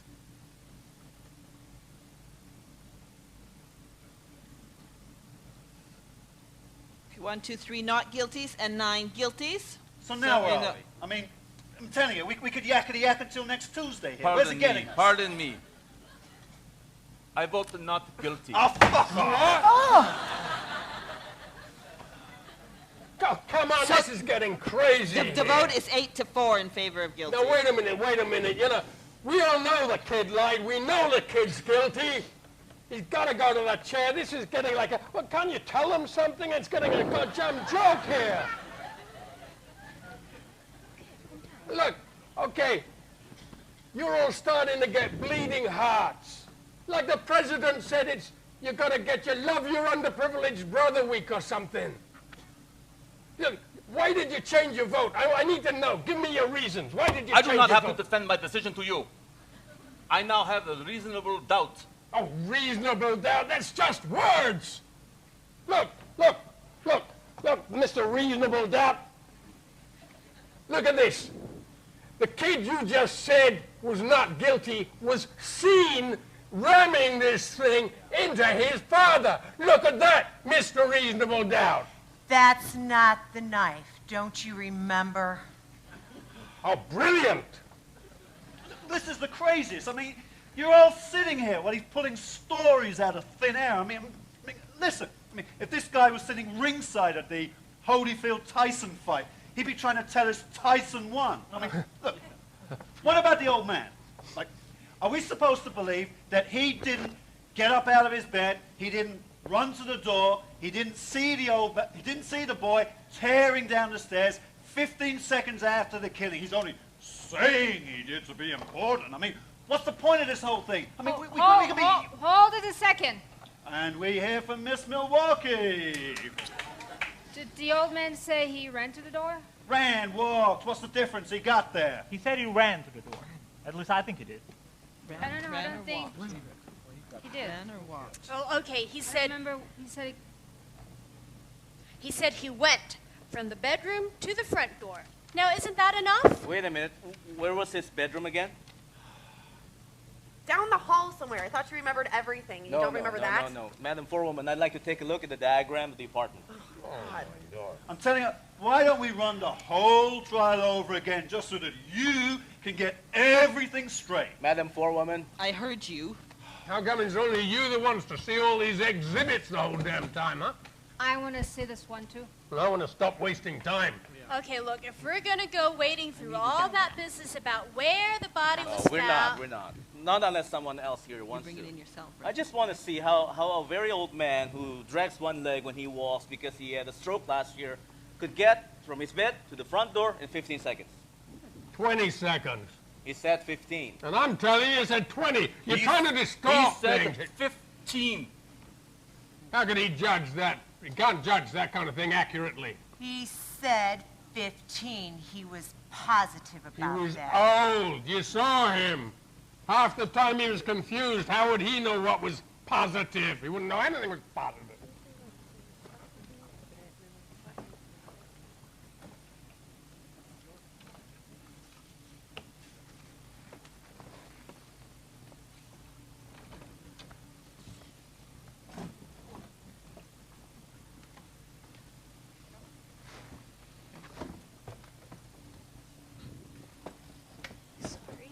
Well, I don't know what you got. We're going to prove by this out here. Well, I have no idea. Let's see if the details bear him out. As soon as he heard the body falling, he said he heard footsteps upstairs running toward the front door. Then he heard the upstairs front door open, and he heard footsteps going down the stairs. Now, he said he got to the front door as fast as he could. He swore it could have been more than 15 seconds. Now, if the killer began running immediately, now that would give him time. Well, so? Maybe he did, maybe he didn't. The old man said he did. Listen, you ought to be down in Atlantic City at that hair splitters Hey, convention. listen, baseball. Why don't you stop making smart remarks all the time? My friend, for your $20 a day, you gotta listen to everything, huh? Well, you...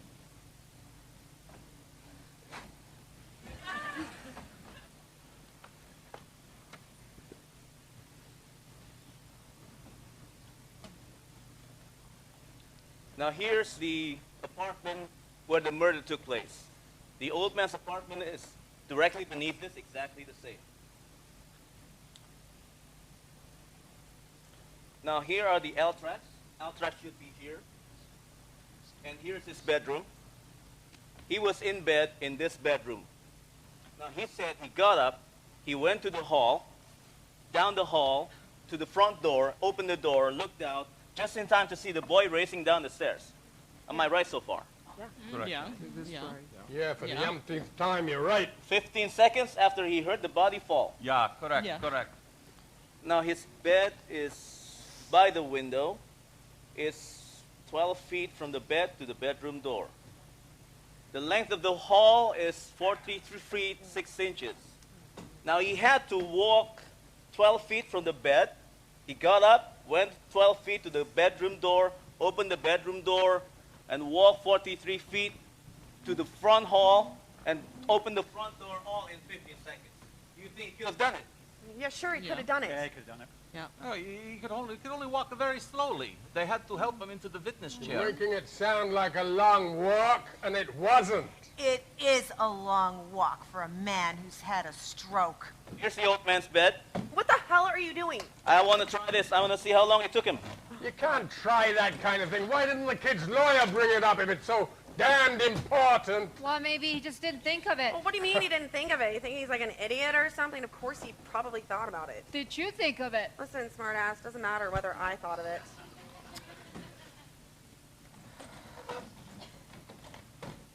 So this is the old man's bed. I'm going to face off 12 feet the length of the bedroom. It's crazy. You can't recreate a thing like this. So this is the bedroom door. The hall is a little bit over 43 feet, so I'm going to face off that wall and back again. Are you kidding me? This is absolutely insane. You're going to waste everybody's time. According to you, it will only take 15 seconds. We can spare that.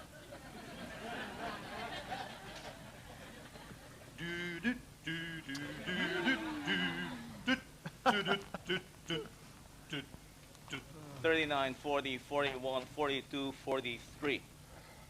Could you pass me your chair, please? Oh, here. Thank you. So let's say this is the front door. It was chain locked according to the testimony. Now, who's got a watch with a second hand? Oh, I have. Oh. Standard. Okay. When you want me to start, stamp your foot. That'll be the body falling. Sure. Time me from there. Okay. Anyone for charades? I've never seen anything like this. Okay, I'm ready. Okay, let's go. I want to wait until the second 160, okay? Oh, my God.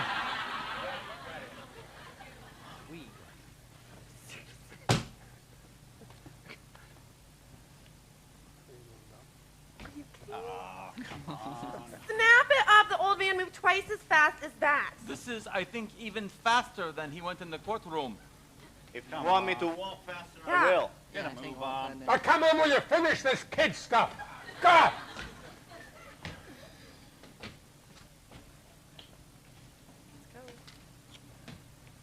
Come on. Get it over with. Stop. Right. What's the time? It's 20, 30. It's 42 seconds exactly. 42 42 seconds. If one of the daddy said 15, not 15 or 20 seconds. I think this is what happened. A few hours earlier, the old man heard the boy fight with his father. A few hours later, he was in bed. He heard the body falling in the boy's apartment. He got up, tried to get to the front door, heard someone racing down the stairs, and assumed it was the boy. I think that's possible. Assume? Now, wait a minute. No, wait a minute, everyone here. I've heard a lot of dishonesty in my life, but this little display just about takes the cake. My God, you come in here with your sanctimonious talk about slum kids and injustice, you start winding some fairy tales around the table here, and these old ladies start buying into it. Well, I ain't buying into it. We know the kid was guilty. He's got to go to the chair. That kid's got to burn, and we are letting him slip through our fingers. Slip through our fingers? Are you his executioner? I'm one of them. Maybe you'd like to pull the switch. On this kid, you bet I would. I feel sorry for you. Now, don't you start on me. Ever since we walked into this room, you've been behaving like a self-appointed public avenger. I'm telling you to shut up. You want to see this boy die because you personally want it, not because of the fact. Shut up! You're a sadist. You shut up, you son of a bitch! Stop this! You don't mean you're really going to kill me, do you?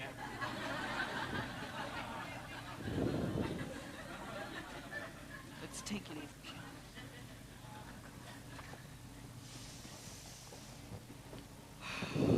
Is there something going on? I heard something.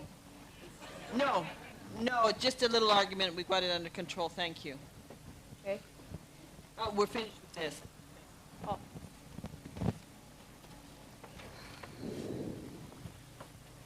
What you looking at me for? God. Well, I suppose someone has to get us started off again. It's, I don't know. Snacks? No, thank you. Thank you. Madam Foreman, it's getting late. What do they do? Take us out to a restaurant for supper or what? How do I know? You know, I wonder if they let us go in case we can't finish it tonight. I've got my little brother at home. He's with measles. It's everywhere. And You know, it's my poor little brother. I miss him. I don't know. Pardon me. This fighting. This is not why we are here to fight. We have a responsibility. This is the thing that I have always thought was so amazing about a democracy. We are what? We are notified. We are notified to come down here to this room to determine the guilt or the to determine the guilt or the innocence of a person we don't even know. We have nothing to lose or to gain by our decision. This is what makes us powerful. We should not take it personal. That's all I have.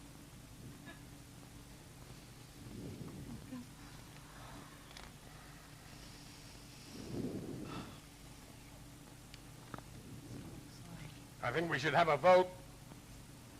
I think we should have an open ballot so we can see where we all stand. Well, that sounds fair. Does anybody object? All right. I'll call out your number, and please give me your vote.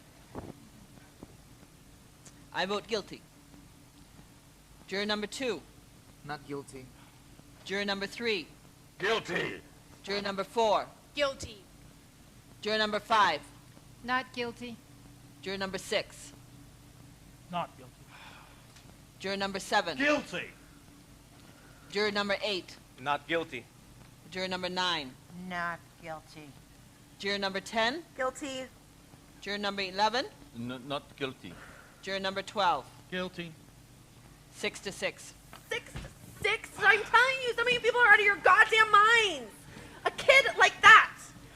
I don't think the kind of boy he is has anything to do with it. The facts are supposed to determine the case. I am sick and tired of the facts because you can twist them any way you like. That's exactly what this man has been trying to point out the whole time. All you keep doing is screaming and shouting. Up. Oh, I wish I was younger. Would you like me to get you some water? No, thanks. I think it's gonna rain. No. How'd you figure that out, tough guy? Tell me, how come you switched? Well, I was just... You ain't got a leg to stand on. You know that, don't you? No, that's not so. There are a lot of details that never came out. What are you talking about details? Because you're just letting yourself get bulldozed by a bunch of, I don't know what you call them, intellectuals. But that's not now, so. You're just like everybody else because you're just being a big pushover. Hey, you don't have any right to like that. You bitch.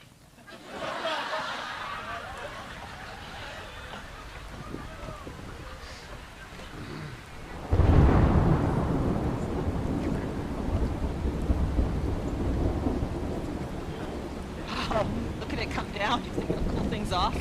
Yeah, I guess so. Can we have something? Think. Well, we were right in the middle of the game, you know, and we had possession of the ball, and then we had this slattery kid, you know, boom, boom, ha! What a great spiker she was. What an athlete, you know. I wish we had more like her. Anyway, oh, I forgot to tell you. I'm assistant head coach at our Andrew J. McCarthy High School. That's in Queens. Anyway, we just got possession of the ball, and their line is 6 to 7. We're behind 6 to 7. Their line's falling apart, and then all of a sudden it just starts to pour. Just come down, you know, and within 2 minutes, we're up to our ass in water. Couldn't go anywhere. Couldn't move the ball. I almost bawled. Yeah, almost bawled. Hey, how about getting a span going, huh? God, it wasn't even connected properly.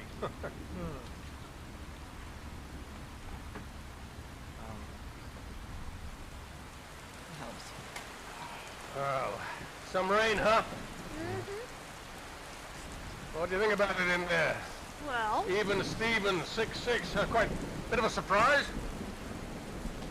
pretty self-explanatory. Yeah, I don't... You know that guy that was winding me up back there? And that doesn't prove a damn thing, you know. I mean, where does he get off calling me a public avenger and a sadist and everything? It don't make any difference. I'm an excitable kind of guy, and he was just trying to bait me. Well, he did a pretty excellent job. Well, maybe he did. Like I said, I'm a certain kind of person. I get moved by these things, but I tell you, I am sincere. Well, fine, we all are. 6 to 6, it's a goddamn joke. Can we do something about it? I mean, Can we break it somehow? The 6 assholes in there aren't going to change their minds. Well, 5 of them already did. There's no Well, there you reason go. why the other 6 cannot be persuaded to do it again. Okay, how? Just by using logic? Oh, logic, yeah. No, no, no, Great no. idea. You listen to this woman. She's the only one knows what's happening in that room. Do you want my opinion? Go ahead. I think we should just quit. What? You what? You don't mean that. Yes, I do. Those 6 assholes are acting like it's some sort of mission of theirs or something. They're not going to change their minds. So let's go in and tell the judge we're hung. That's the We'll most be here all ridiculous night. thing I've ever heard. What? What? You wanted my honest opinion. Well, Well, you can't, no, come on, you can't just quit. Why You, not? you took an oath, it's dishonest. Why don't you just say he's not guilty? I voted guilty because I think the kid is guilty. And now you don't care. No, I don't. Why should I? Okay, look, we're not going to get anywhere like this. Okay. I'm just saying what I think. Okay, I know. Oh, I suppose you probably don't think much of it. No, I don't. Well, if you both would excuse me.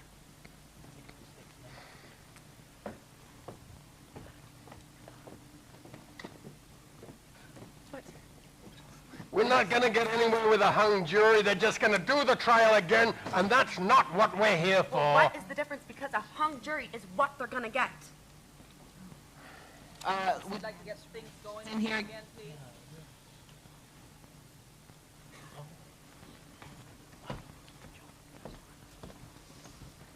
Okay, I'd like to say something.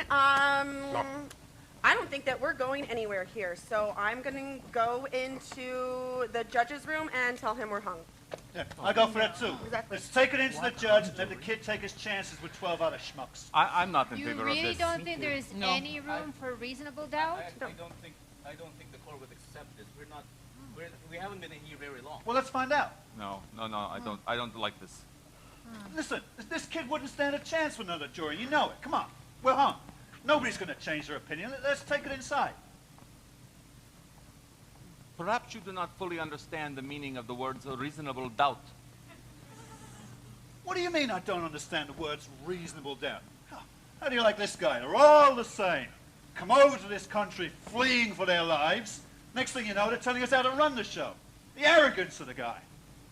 You calling him arrogant because he wasn't born here? Well, I'm calling you arrogant because you were. How's that? No, it's not important. No. Listen, nobody around here is going to tell me what words I understand and what words I don't. Especially this guy. Because I'll knock your Pollock head off. Come on, can we stop the arguing for 2 minutes here? Let's stick to the subject.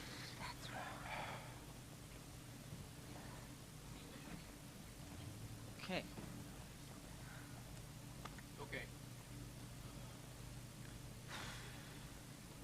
Okay, who's got something else to say? I'd like to go over something, if you don't mind.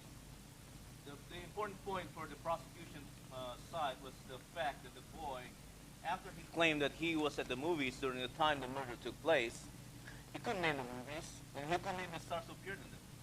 That lady over there has repeated this point in here several times. Correct. The boy couldn't name the movies because he wasn't there that night. Putting yourself in the boy's place for a moment, if you can.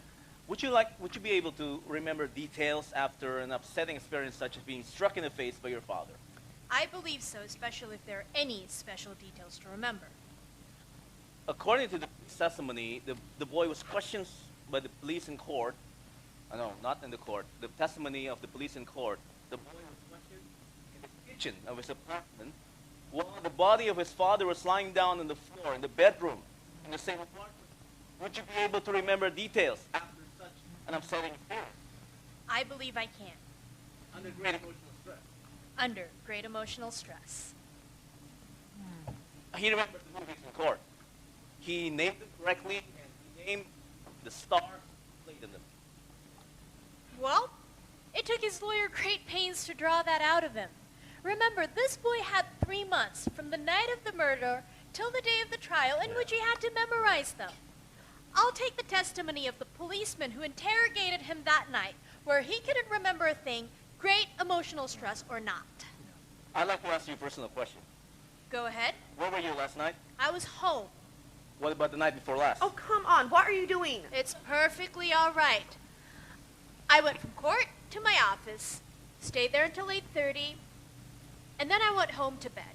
And the night before that?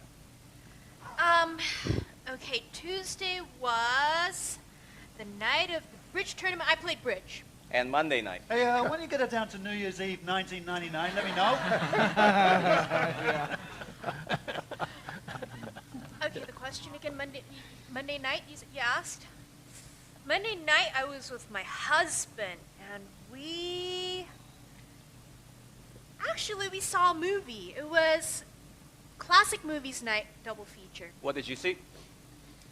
Scarlet Circle. Clever whodunit. What was the second feature?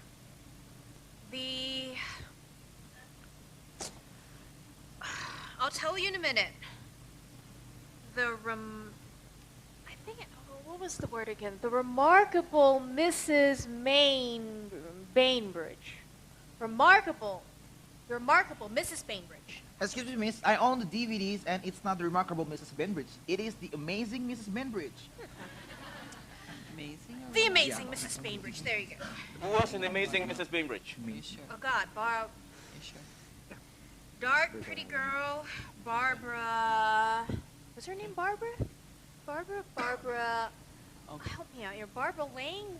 Oh God, Barbara Lane. Who else was in the Amazing Mrs. Bainbridge?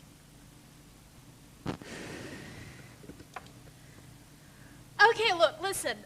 This is a B-list movies from the 1970s. I wasn't even born that era. How can you expect me to know the names of the stars who played in that?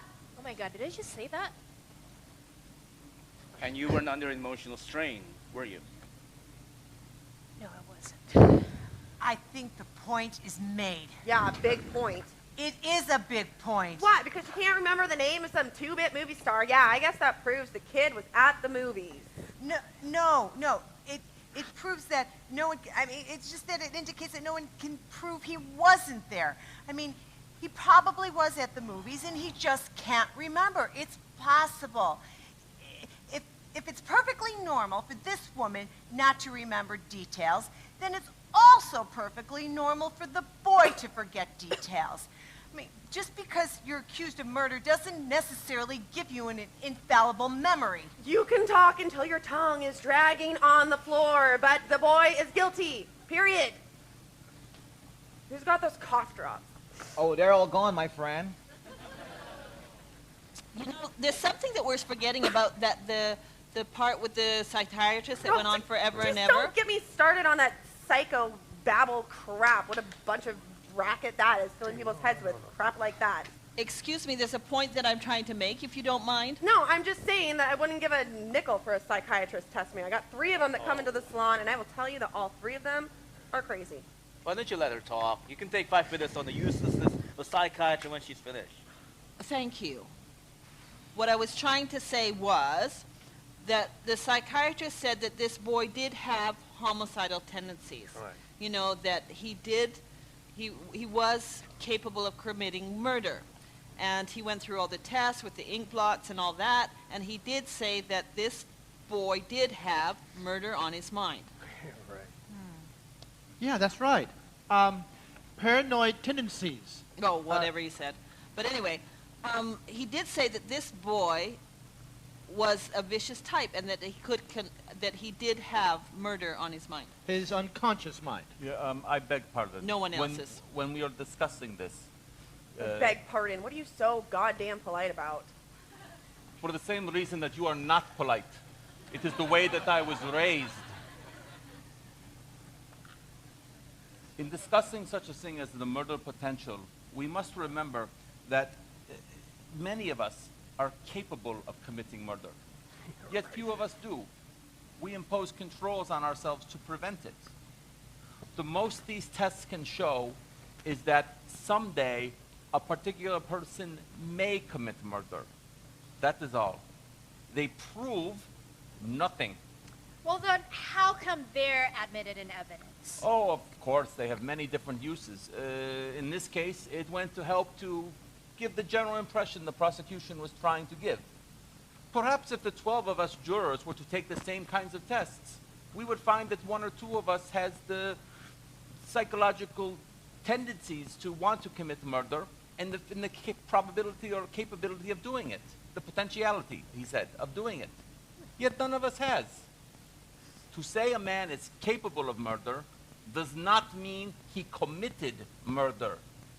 But it can mean it. Look, if they say the boy was capable of killing, he could have killed, couldn't he? You're the one who said, and I quote, "I wouldn't give a nickel for a psychiatrist's testimony."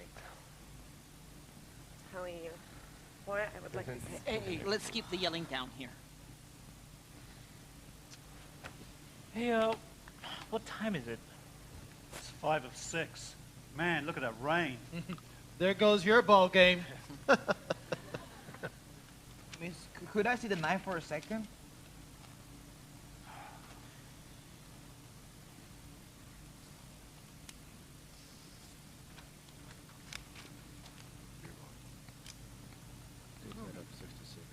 So we're still tied up 6-6. Anybody got a suggestion? I have. Dinner time. Yeah.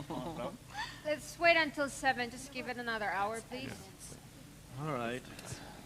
Okay, I'll go with it. Ladies and gentlemen, there is something I'd like to say. It's been bothering me a little, and as long as we're stuck, this about the whole business about the step wound and how it was made, the downward angle of it, you know? Come on, you're not going to go over that whole knife thing again, are you? They went over and over it in court already. Well, I know, but I just don't go along with it. You know, the boy is 5 feet 7 inches tall, and his father was 6'2", so his father was taller than him, right? And I think it was a very awkward thing to step down into the chest of someone who is a half a foot taller than you are. Hey, give me that. Give me that. You can see some of you people ain't going to be convinced until you see it happening. So I'm going to give you a demonstration. Okay? I need a volunteer. Somebody else. No, I don't think so.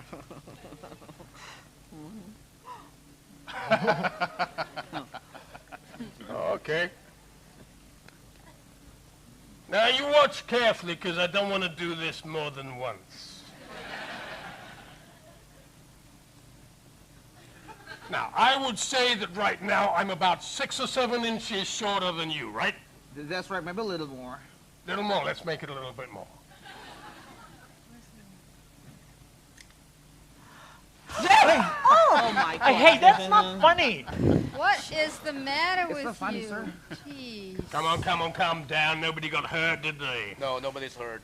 Well, there you are. There's your angle. Down and in, down and in.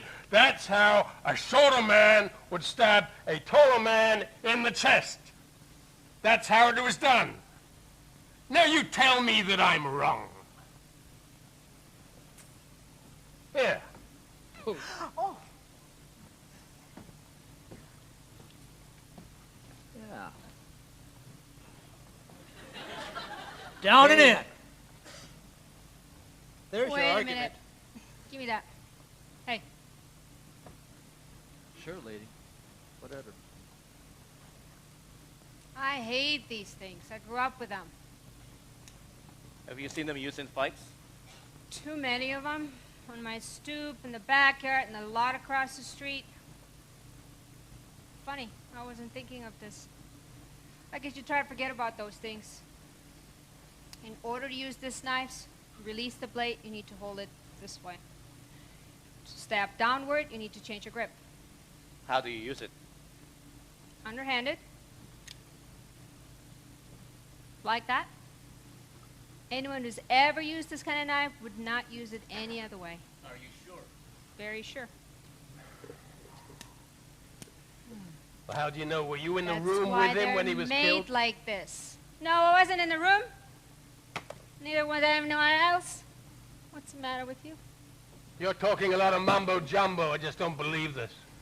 Okay, look, I don't think you can determine what type of wound that boy could have or could have not made simply on the fact that he's skilled with using switchblade knives. You're right. Absolutely right. Is it possible?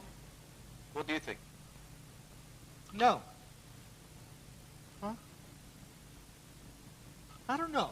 No. What do you mean you don't know? I don't know. I'm sorry, okay? Oh, God. What about you? What do you think? Well, okay, look, listen. Let's talk about the lady across the street for a minute. Look.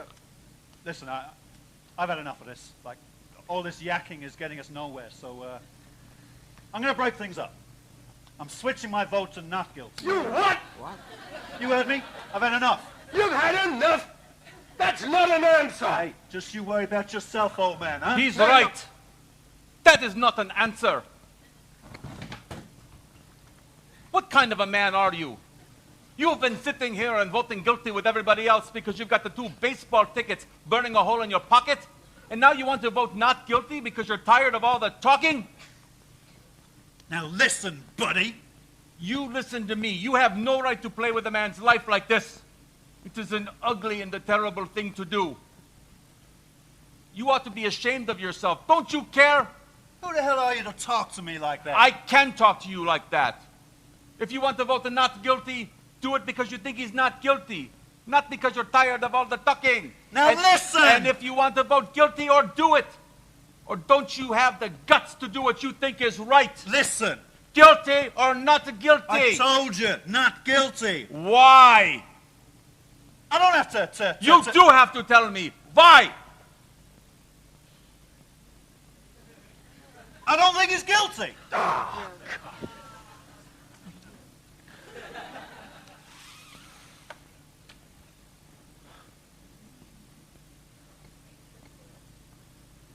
Madam Forewoman, I'd like to call for another vote. God. Where's another vote gonna get us? There's another vote called for. And so I guess the quickest way is a show of hands. So all those voting not guilty, please raise your hand. 1, 2, 3, 4, 5, 6.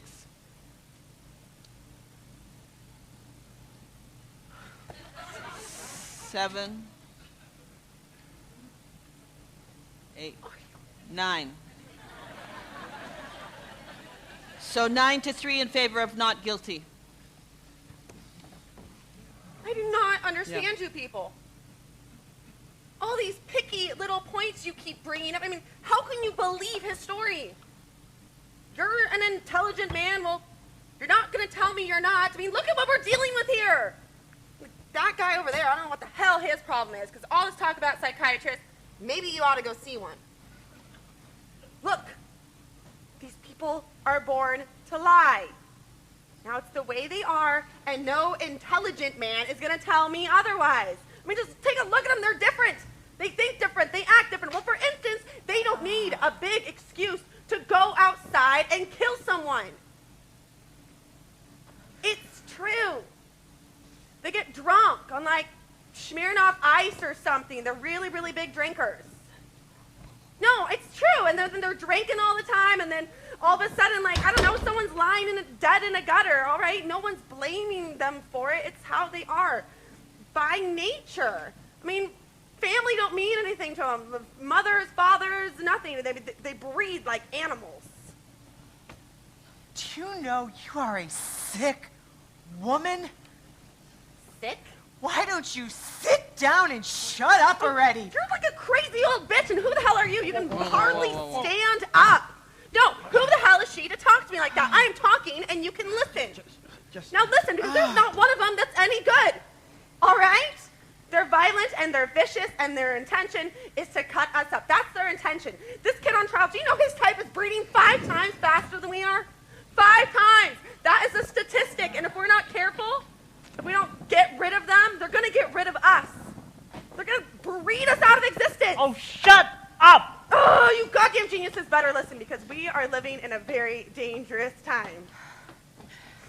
Their intention is to get rid of us. I've heard enough, okay? Why don't you just stop all of this? Oh my God, why don't I smack your stupid head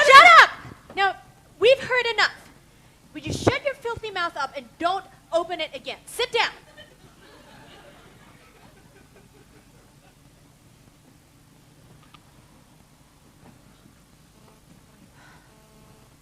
It's very hard to keep personal prejudice out of a thing like this. No matter where you run to it, prejudice obscures the truth. Now, I don't think any real damage has been done here, because I don't know what the truth is. No one can ever know. 9 of us now seem to feel that the defendant is innocent. We're just gambling on probabilities. We may be wrong. We may be sending a guilty man back to the community. No one can ever know. But we have a reasonable doubt. And that's a safeguard that has enormous value in our system. No jury can declare a man guilty unless it's sure. We 9 can't understand how you 3 are still so sure. Maybe you can tell us. I'll try. We'll take a seat. Now, you made some pretty excellent points, sir. That last one about the possibility of an overhand stab wound, that was pretty convincing. But I still believe that the boy is guilty of murder, and I have 2 reasons why. First, the fact that the woman saw the killing being committed. Yeah, to me, that's probably the most significant testimony in the whole case. And that's the case. And 2, the fact that the woman described the stabbing by saying that she saw the boy raise his arm over his head and commit the stabbing, even if it was the wrong way, she saw him do it. Absolutely right. That's right. Now let's talk about this woman for a minute. She said that she went to bed at about 11 o'clock that night. Her bed was right next to the window, and the window could look out directly into the boy's window from across the tracks. Now, the woman tossed and turned for over an hour, unable to fall asleep. And then, when the train was running by, she saw the act being committed through the windows of the last 2 cars. The lights went out immediately after that, but she got a good look at the boy in the act of stabbing his father. That, to me, is unshakable testimony. Yeah, I mean, there it is. There's the whole case for you. What do you think? Or, okay, what do you think? Well, I don't know. It's just there's just so much evidence to sift through. Now, this jury stuff is complicated business, you know? Oh, okay. Frankly, I don't see how we can vote for acquittal. Oh.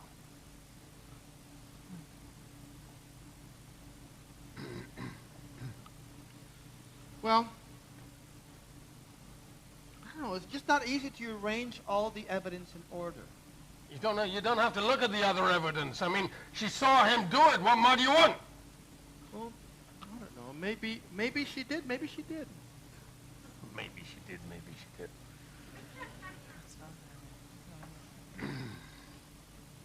I'm changing my vote. I think he's guilty. Oh, okay. We're 8-4. Yeah. What makes you consider this one vote a personal victory?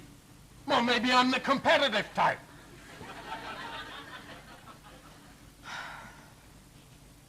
I'll tell you what I do think. I'll tell you what I think. I think we are a hung jury. No. I think we should go to the judge. I think we should take it to the judge and say, we don't know. Okay, look, I don't understand this. Before, you didn't want a hung jury. Well, I do now. Wait a minute, you thought it was immoral Well, to I do don't this. think it's immoral anymore. Look. Some of the people around this table are so goddamn stubborn, they are never going to change their minds. We could argue this for a week, they're never going to come round. Well, I want to hear some arguments. Come on, you're the leader of the cause. What do you say? Let's get over it again. We can go over it again. We've been over it again and again and again. J. Walter Thompson over Hey! here is bouncing backwards and forwards like a tennis ball. Just shut your mouth up. I mean, you have no right to say that about me. Oh, I apologize on my knees, but come on, let's get out from under this thing. Okay, look, maybe it would be reasonable to start setting some kind of a time limit now. The time is... It's 6:15. Okay, 6:15. Somebody before mentioned 7 o'clock, and I think that's about a reasonable time. Don't you feel well? I feel perfectly fine, thank you. Now, well, I was trying to say that 7 o'clock would be The reason that I asked you that is because I see you rubbing the side of your nose. I'm sorry, I don't mean to interrupt, but Okay, the gesture you're making reminds me of something. Okay, I'm trying to settle something important here now. Do you mind? This is important. Very well.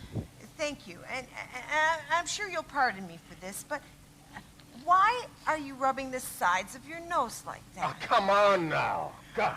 Right now, I'm talking to that lady. Now, why are you rubbing your nose? Well, if it's any of your business, maybe I was rubbing it because it bothers me a little. Is it because of your eyeglasses? Yes, it is. Now, can we move on? Your eyeglasses make those deep impressions in the side of your nose. I hadn't noticed that before. That must be annoying. Well, yes, they are very annoying. Yeah, I wouldn't know about that. I don't wear glasses 20/20. Listen, will you come on already with the optometrist bit? The woman that testified that she saw the killing had those same deep marks on the side of her nose. That's right, she did. That's right. I think she did.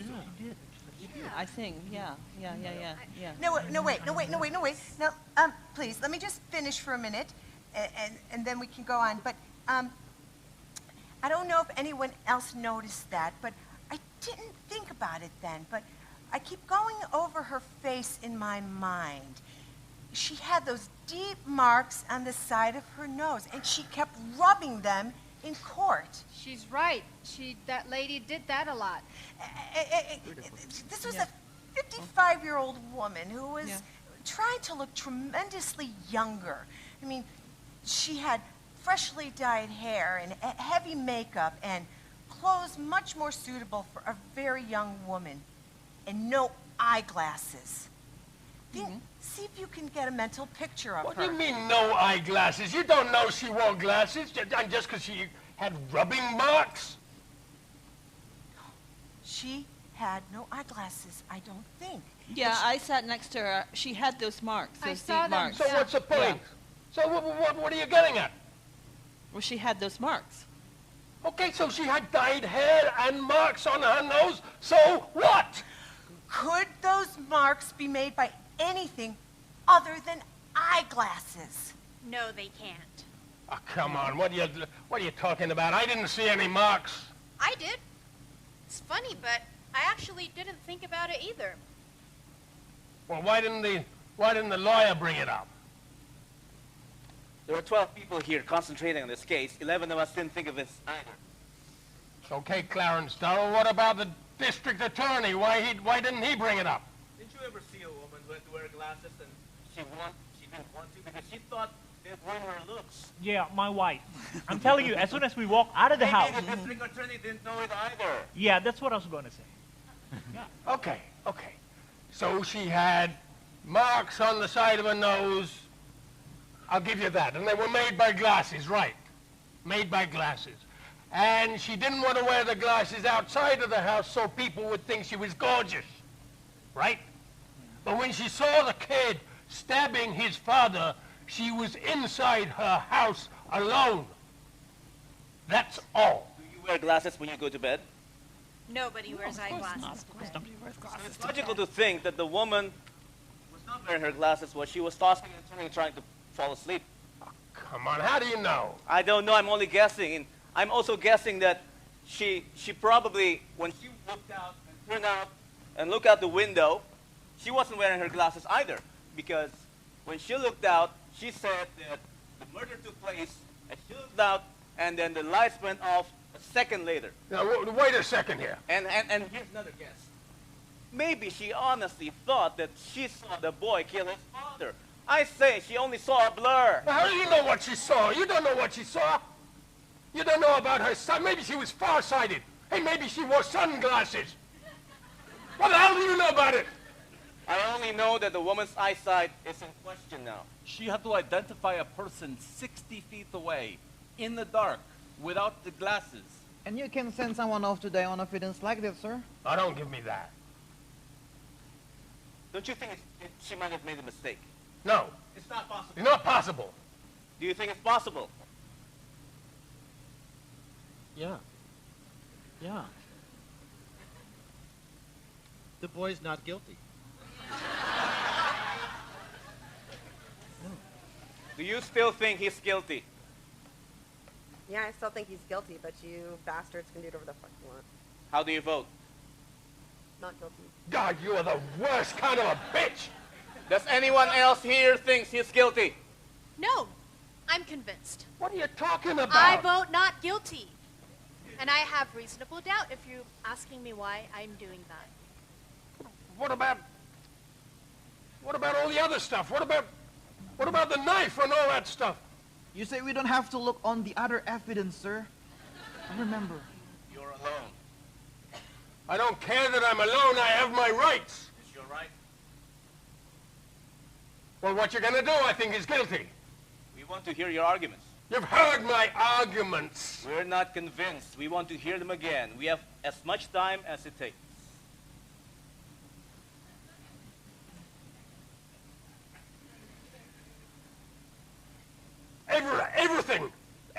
Everything that came out of that goddamn courtroom, every single thing says that boy's guilty. What do you think I am, a goddamn idiot or something? You turn into a bunch of lousy bleeding hearts? Well, you're not intimidating me. I can sit in this courtroom for a year. I say he's guilty.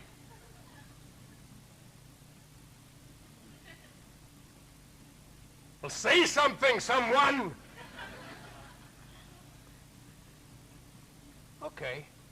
Okay, let's take it then. Let's talk about the father, the old man who heard everything, and the knife. I mean, just because he found another knife that was like it. I mean, the old man heard him. The old man saw him on the stairs. What difference does a few seconds make? What's the difference? The knife fell through a hole in the pocket. You can't prove that the old man didn't get to the door. You can hobble around this jury room all you like, but you can't prove it. What about the marks on the woman's nose? You don't know that she wore glasses. Everything says that kid's guilty.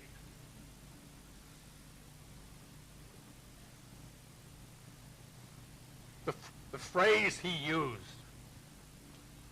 He said to his father, "I'm gonna kill you." To his father. You know, I don't care what kind of a man that was. It was his father. I know those kids. I know what they're like, those goddamn kids. They kill you every day. God, why can't the rest of you see this? And I can feel that knife going in, you know? He's not your boy. He's someone else. Let him live.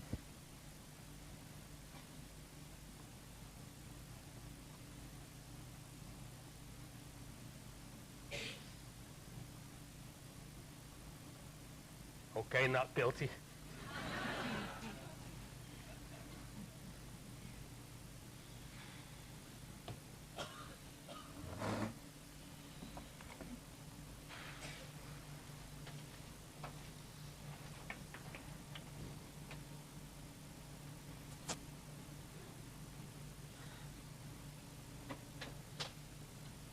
We have a verdict. All right, take your seats in the jury box.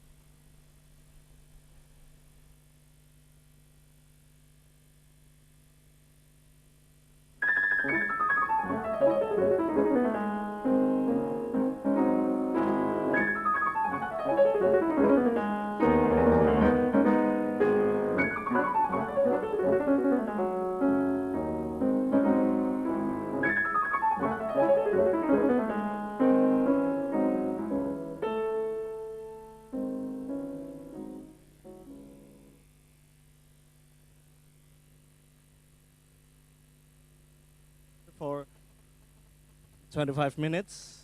We're gonna provide the chairs. Kalau ada yang mau bertanya silahkan. Yes. You guys move. Stand up. Stand up. We have to move this back. We have to make it straight. So there's room for the panel. It's not us. You know, we can use these chairs. No, it's okay. We need the panelists up here. He'll be right back. Okay, one of the panelists will be right back. But Terry and we've got Alex. Oh, did you want to sit up over here? Okay, just did you want to sit or stand? What are you better with? You could sit. Yeah. Okay. Who else?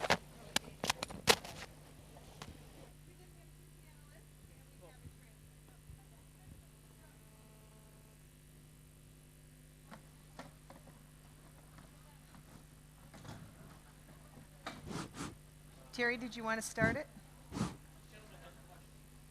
Okay, that's what I meant. Okay, you guys sit down.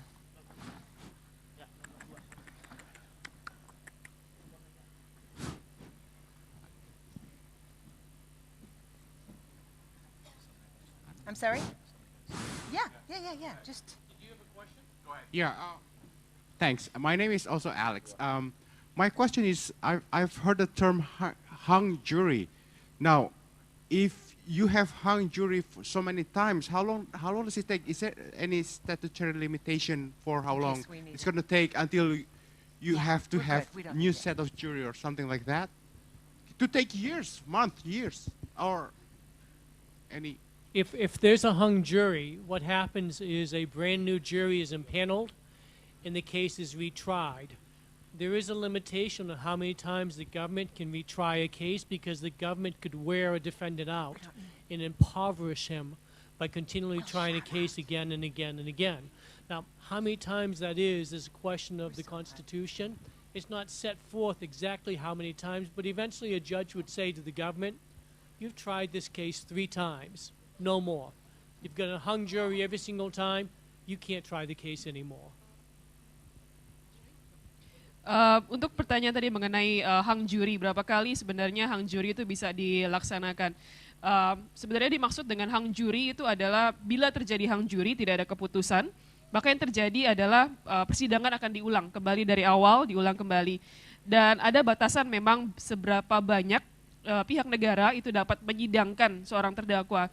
Tapi biasanya ada batasannya berapa banyak. Dan karena itu dibatasi, karena terdakwa itu akan berada dalam posisi yang tidak menguntungkan selama persidangan berjalan, maka terdakwa akan berada dalam posisi di mana dia tidak bisa melakukan kehidupannya secara normal. Jadi biasa dibatasi, pembatasannya itu ditentukan oleh konstitusi, tapi tidak ada angka yang pasti yang menentukan seberapa kali persidangan dapat diulang karena hung jury. Biasanya keputusan itu diambil oleh hakim.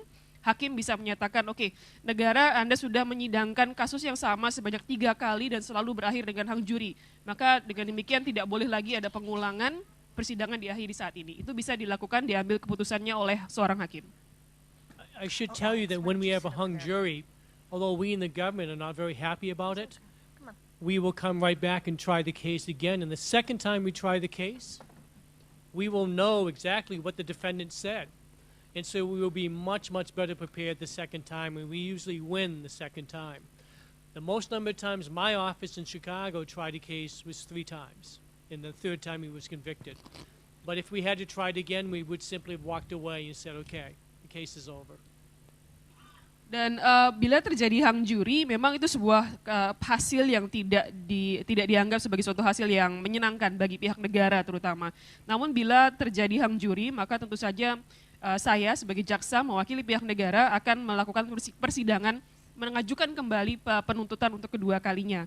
Dan biasanya pada saat persidangan yang kedua kalinya, kami pihak negara sudah mengetahui kesaksian apa yang disampaikan oleh saksi, apa yang menjadi pendapat dari terdakwa. Jadi biasanya dalam persidangan kedua kami sudah lebih siap. Dan biasanya untuk persidangan yang berulang, kemungkinan kami untuk memenangkan persidangan itu jauh lebih besar. Di kantor saya ketika saya bertugas di Chicago, jumlah terbanyak saya pernah mengulang persidangan itu 3 kali. Dan biasanya dalam persidangan yang ketiga, maka kami mendapatkan putusan bersalah. Dan bila misalnya terjadi hang juri kembali untuk ketiga kalinya atau untuk keempat kalinya, maka biasanya kami pihak negara akan mengundurkan diri. Since one of the themes tonight is bigotry, you should know that the case that was hung 3 times was a case where Chicago police officers, white Chicago police officers, had arrested a young black male individual who had a felony conviction, and he had a handgun. And under American law, that is a 15-year sentence in prison for someone who has a felony to be in possession of a illegal of a weapon. And so when we went to trial in that case, we had an African-American jury. And every single time we tried that case, until the last time, the jury did not believe the white police officers because, possibly correctly, they believed that the police officers were racist and had planted the gun on the suspect. Dan terkait dengan drama yang tadi baru saja Anda saksikan mengenai konsep dari drama ini sebenarnya adalah mengenai bigotry, dan kemudian ada sebuah kasus yang menghasilkan hang juri sebanyak 3 kali. Sebenarnya ini ada kisah nyatanya. Ada satu kasus yang berakhir dengan hang juri sebanyak 3 kali di Chicago. Itu adalah kasus yang melibatkan seorang petugas polisi di Chicago yang berkulit putih. Petugas polisi ini menangkap seorang laki-laki muda berkulit hitam. Dan anak muda ini memang sudah mempunyai catatan kriminal, telah dinyatakan bersalah melakukan tindak pidana berat, dan kemudian dia ditemukan memiliki senjata api. Di sistem hukum Amerika, seseorang yang sudah dinyatakan bersalah karena tindak pidana berat itu dilarang memiliki senjata api.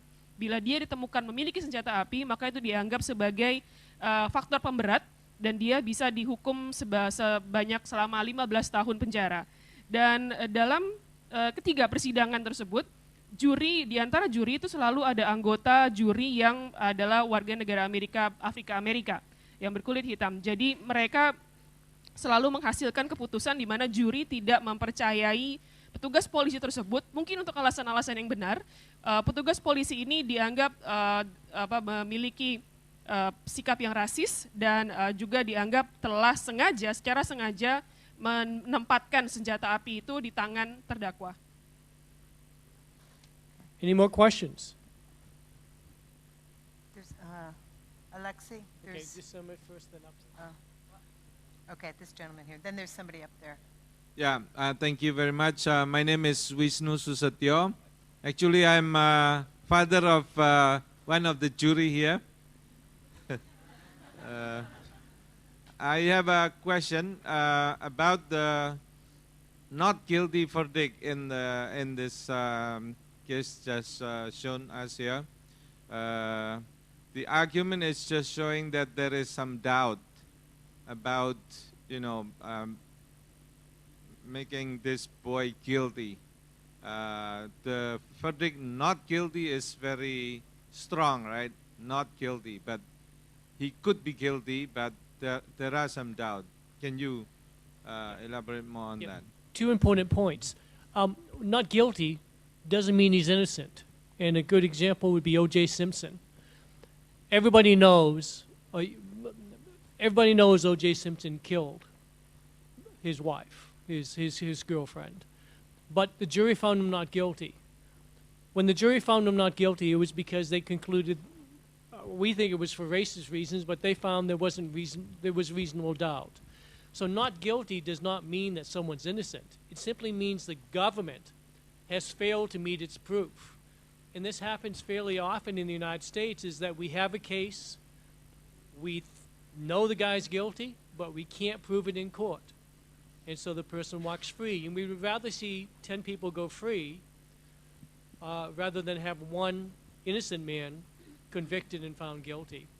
The other interesting thing about the United States is once you're found not guilty, there is no appeal. In Indonesia, if the state loses, you can appeal, and on appeal, he can be found guilty. In the United States, once you're found not guilty, you can never be tried for that offense again. We call it double jeopardy. The government gets one shot to find you guilty. If we lose, we cannot appeal. If the defendant is found guilty, he can appeal and he can get it reversed, but the government cannot appeal. Ada 2 poin memang yang ingin saya angkat di sini. Pertama, keputusan not guilty itu tidak sama dengan keputusan innocent. Bukan berarti dia innocent. Seorang dinyatakan not guilty bukan berarti dia innocent. Contohnya adalah kasus O.J. Simpson. Semua orang tahu bahwa dia membunuh istrinya atau kekasihnya pada saat itu. Namun juri memutuskan bahwa O.J. Simpson itu not guilty. Dinyatakan keputusannya adalah not guilty. Kami waktu itu diduga bahwa juri mengeluarkan keputusan tersebut karena masalah rasial pada saat itu. Tapi sebenarnya juri membuat keputusan tersebut karena mereka memiliki reasonable doubt. Mereka memiliki keraguan-keraguan yang masuk akal. Dan itu diakibatkan karena pihak negara saat itu, pihak penuntut saat itu tidak berhasil membuktikan tuntutan mereka di persidangan. Jadi kami melihat bahwa kami merasa bahwa lebih baik memang ada 10 orang yang bersalah itu bebas daripada ada 1 orang yang tidak bersalah itu dimasukkan ke dalam penjara.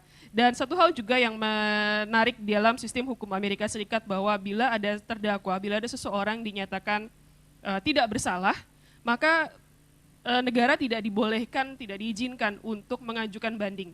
Kalau di Indonesia, di sistem hukum Indonesia, bila pihak penuntut itu kalah dalam persidangan, mereka dapat mengajukan banding dan keputusan di tingkat pengadilan yang terlebih dahulu yang telah menyatakan bahwa terdakwa tidak bersalah, itu di tingkat yang lebih tinggi itu bisa dibalik, bisa dibatalkan keputusannya dan kemudian terdakwa dianggap tidak bersalah ataupun bersalah. Jadi bagi kami di sistem hukum Amerika tidak diizinkan bila pengadilan sudah mengatakan bahwa terdakwa tidak bersalah, maka keputusan itu tidak bisa dibanding. Karena ada sebuah konsep yang namanya double jeopardy, seseorang tidak dapat disidang untuk 2 kasus yang sama.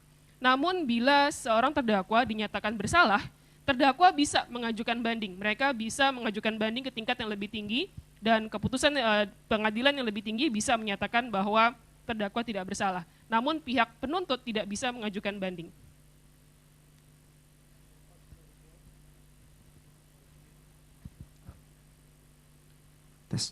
Thanks for the show. It's very good. My question is, why the juror was so angry?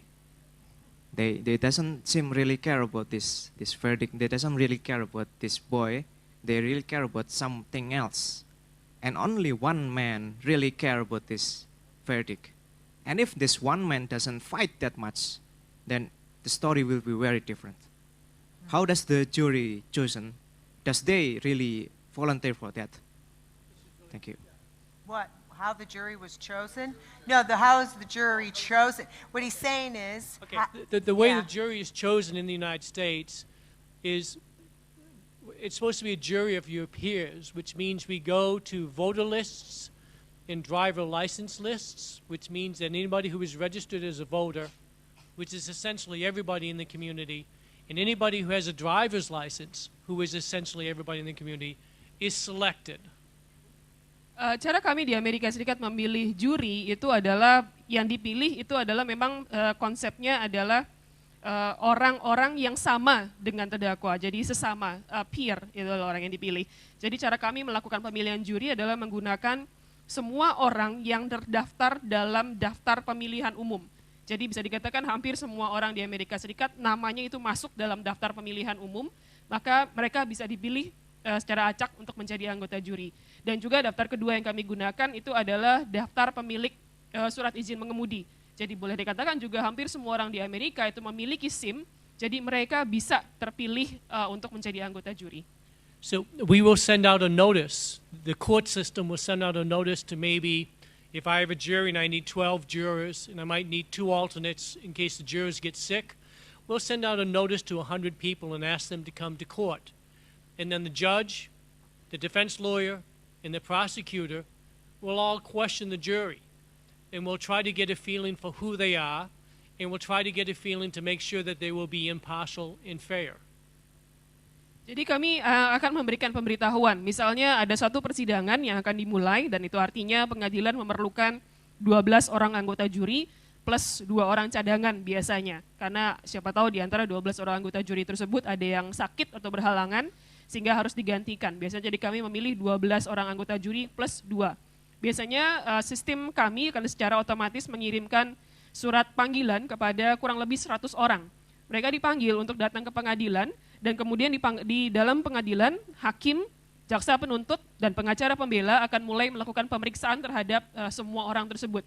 Kami akan mengajukan serangkaian pertanyaan untuk mengetahui, untuk mengenal lebih dalam siapa saja mereka, dan kemudian juga untuk menentukan apakah kira-kira orang-orang ini akan bisa membuat keputusan secara imparsial dan secara adil. And both of the lawyers, the prosecutor and the defense attorney, get so many, we call them peremptory strikes, where we can say, I don't like this person, I don't want them on the juror, and I don't really have to explain why. And then I'm also allowed to strike jurors who I don't think will be impartial. Maybe this person told me they were a police officer and I don't think they can be fair with my client.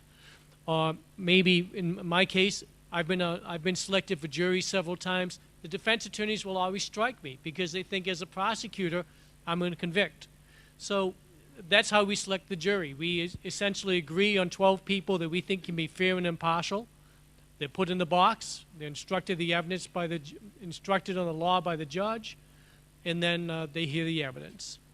Dan jaksa dan pengacara pembela pada saat pemeriksaan calon-calon anggota juri, mereka berhak untuk memilih dan mengeluarkan siapa saja anggota-anggota juri yang mereka anggap tepat untuk duduk di dalam juri tersebut. Jadi mereka bisa memilih dan mengeluarkan calon-calon anggota berdasarkan pemikiran mereka saja. Mereka tidak harus menjelaskan mengapa mereka mengeluarkan calon anggota juri tertentu. Bisa saja karena mereka merasa bahwa si calon anggota juri ini dianggap tidak bisa membuat keputusan secara imparsial, tidak bisa dianggap membuat keputusan secara adil, maka jaksa penuntut ataupun pengacara pembela berhak menyisihkan orang tersebut dari anggota juri. Jadi misalnya si calon anggota juri itu adalah polisi, maka bisa saja pengacara pembela akan menganggap bahwa polisi tidak akan bisa membuat keputusan secara adil atau imparsial terhadap terdakwa. Demikian pula juga dengan Pak Terry, karena dia adalah seorang jaksa, kebetulan dia juga sudah beberapa kali pernah dipanggil untuk bertugas menjadi juri, maka pengacara pembela tidak akan memilih Pak Terry, karena dianggap Pak Terry dengan latar belakangnya sebagai seorang jaksa, maka dia tidak akan dianggap sebagai orang yang bisa berpikiran imparsial maupun adil terhadap terdakwa. Jadi begitu cara kami memilih 12 orang anggota juri tadi, kemudian mereka akan diminta untuk duduk di kotak juri, dan hakim akan memberikan instruksi-instruksi hukum kepada juri sebelum persidangan dimulai. Can you hear me? Oh, I'd like to add something on I mean, one of the things I think is so strong about the U.S. system is a jury of your peers. And in theory, that's a spectacular system, but in practice, what makes up a peer has been something which has been everything from misunderstood to abused. And I mean, there are just boatloads and long lists of cases where innocent people were found guilty and vice versa because the jury was made up of individuals who were not representative of the person who was guilty. The most glaring examples are in the South, long ago and not that long ago, where the defendant was black and the juries were all white, or where the defendant was white and the evidence was overwhelming and the jury found innocent, and that is where racism entered the jury room. And that's one thing which the prosecutor and the defense attorney work hard at today, trying to make sure that the jury is one which is representative of the peers of the individual charged. But that doesn't always work out. That makes the system imperfect. And like I said, there are countless cases where people's biases, racism is the easiest example, but it's not the only one. It's the most prevalent example, where convictions or findings of not guilty were done because of a person's personal bias or personal racism that they brought into the court case. We have one great example here, but if you were ever to, her character, of course I'm referring to. But one of the great things about this play also on that is if you were to read the play, you never know the quote-unquote group that is being discriminated against. You don't know the background at all of the person that's accused. None of these roles have names. Literally, when we got the cast, it's your jury, juror 1, juror 2, juror 3, that's it. There were 2 movies and then a television movie made on this play, and each of them had a completely different makeup of the jury. Yeah, oh, sorry, I forgot. Sorry. Satu. Yep. Ada memang satu poin yang sangat kuat dalam sistem hukum Amerika Serikat, yaitu kelebihannya, kekuatannya itu adalah pemilihan jury of your peer. Jury of your peer atau juri yang terdiri dari sesama. Ini sebuah konsep yang secara teori memang sebuah konsep yang sangat baik, tapi secara praktek pengertian atau definisi dari peer atau sesama ini merupakan sebuah konsep yang sering kali disalahpahami dan juga disalahgunakan. Dan keakibatnya banyak sekali orang-orang yang tidak bersalah itu dinyatakan bersalah, dan juga demikian pula sebaliknya, karena pengertian peer ini yang sering kali disalahpahami itu disalahgunakan. Banyak contoh-contoh yang bisa dilihat itu biasanya kasus-kasus yang terjadi belum lama yang lalu, mungkin di bagian selatan Amerika Serikat, di mana misalnya terdakwa itu adalah seseorang yang berkulit hitam, dan juri itu mayoritas adalah orang-orang yang berkulit putih. Dan akibatnya seringkali terdakwa dinyatakan bersalah, tidak peduli bukti-bukti apa yang diajukan. Atau mungkin bila terdakwanya adalah seseorang yang berkulit putih dan ada sekian banyak bukti-bukti yang kuat yang menunjukkan bahwa memang terdakwa itu bersalah, namun tetap juri menyatakan keputusan bahwa terdakwa tidak bersalah. Ini adalah masa-masa ketika pemikiran-pemikiran rasial ini masih sangat berpengaruh. Tapi tetap hingga saat ini pihak jaksa penuntut dan pengacara pembela bekerja keras untuk memastikan bahwa juri itu benar-benar terwakili dengan baik atas peer dari terdakwa, atas kelompok-kelompok anggota masyarakat yang dianggap sesama atau setara dengan terdakwa. Jadi memang ini adalah sebuah sistem yang tidak sempurna, bukanlah sebuah sistem yang sempurna karena masih seringkali dipengaruhi oleh pemikiran-pemikiran rasial seperti yang ditampilkan atau dicontohkan oleh drama tadi, dan juga dipengaruhi banyak sekali oleh bias-bias pribadi, pemikiran-pemikiran personal dari orang-orang yang menjadi bagian dari juri tersebut. Dan drama tadi merupakan contoh yang sangat baik yang menunjukkan kepada Anda bagaimana pemikiran-pemikiran pribadi tadi mempengaruhi keputusan yang dibuat oleh juri. Dan dari drama yang tadi ditampilkan, Anda tidak akan bisa mengenal sebenarnya, tidak bisa mengidentifikasi kelompok ras mana sebenarnya yang mengalami diskriminasi tadi. Karena memang tidak dijelaskan, tidak dituliskan di dalam naskah, dan juga bagi kami pun sebagai pemain, kami pun mendapatkan nama tidak berdasarkan nama orang, tapi kami hanya diidentifikasi hanya juri nomor 1, juri nomor 2, juri nomor 3, dan seterusnya. Dan sudah ada banyak modifikasi dari drama ini sudah ditampilkan dalam berbagai bentuk, dan juga sudah ada beberapa film yang dihasilkan adaptasi dari naskah ini. Tidak ada yang mengidentifikasi secara jelas ras yang mengalami diskriminasi ini. I'm really sorry. We have time for just one more question, and I think you had a question. It's very, very quick. No, it's fine, because I think I'd also like to hear about not only the jury system, but there is the issue which was so horrible for me, was the discrimination and bigotry of some of the jurors here. But I think it's a lack of empathy, and I think Yeah. the architect was so wonderful. What the jury showed, I think prejudice isn't always the issue, John. I think it's the ability to see the world from somebody else's place, and that's what people take they take their little bubble, and if your little bubble doesn't include people like the person on trial, you can't see their experience. And a quick comment on O.J. Simpson.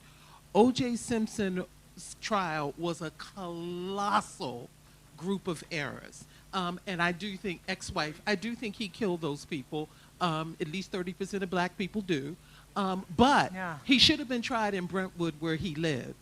He shouldn't have had that stupid judge. They shouldn't have thrown all those jurors off. There are a lot of reasons that O.J. Simpson walked around to get arrested in Las Vegas, and the prosecutor started that. It was like the perfect storm of stupidity. So, and Barry Scheck talked about the fallibility of DNA until he met O.J. Simpson's NFL money, and then DNA was not always fallible. So O.J. Simpson, there were a whole lot of reasons. What O.J. Simpson proved was if you have enough money, you can buy your way out of anything. That's what he proved. Let me respond to that because we put a lot of people in prison in Chicago who have lots and lots of money.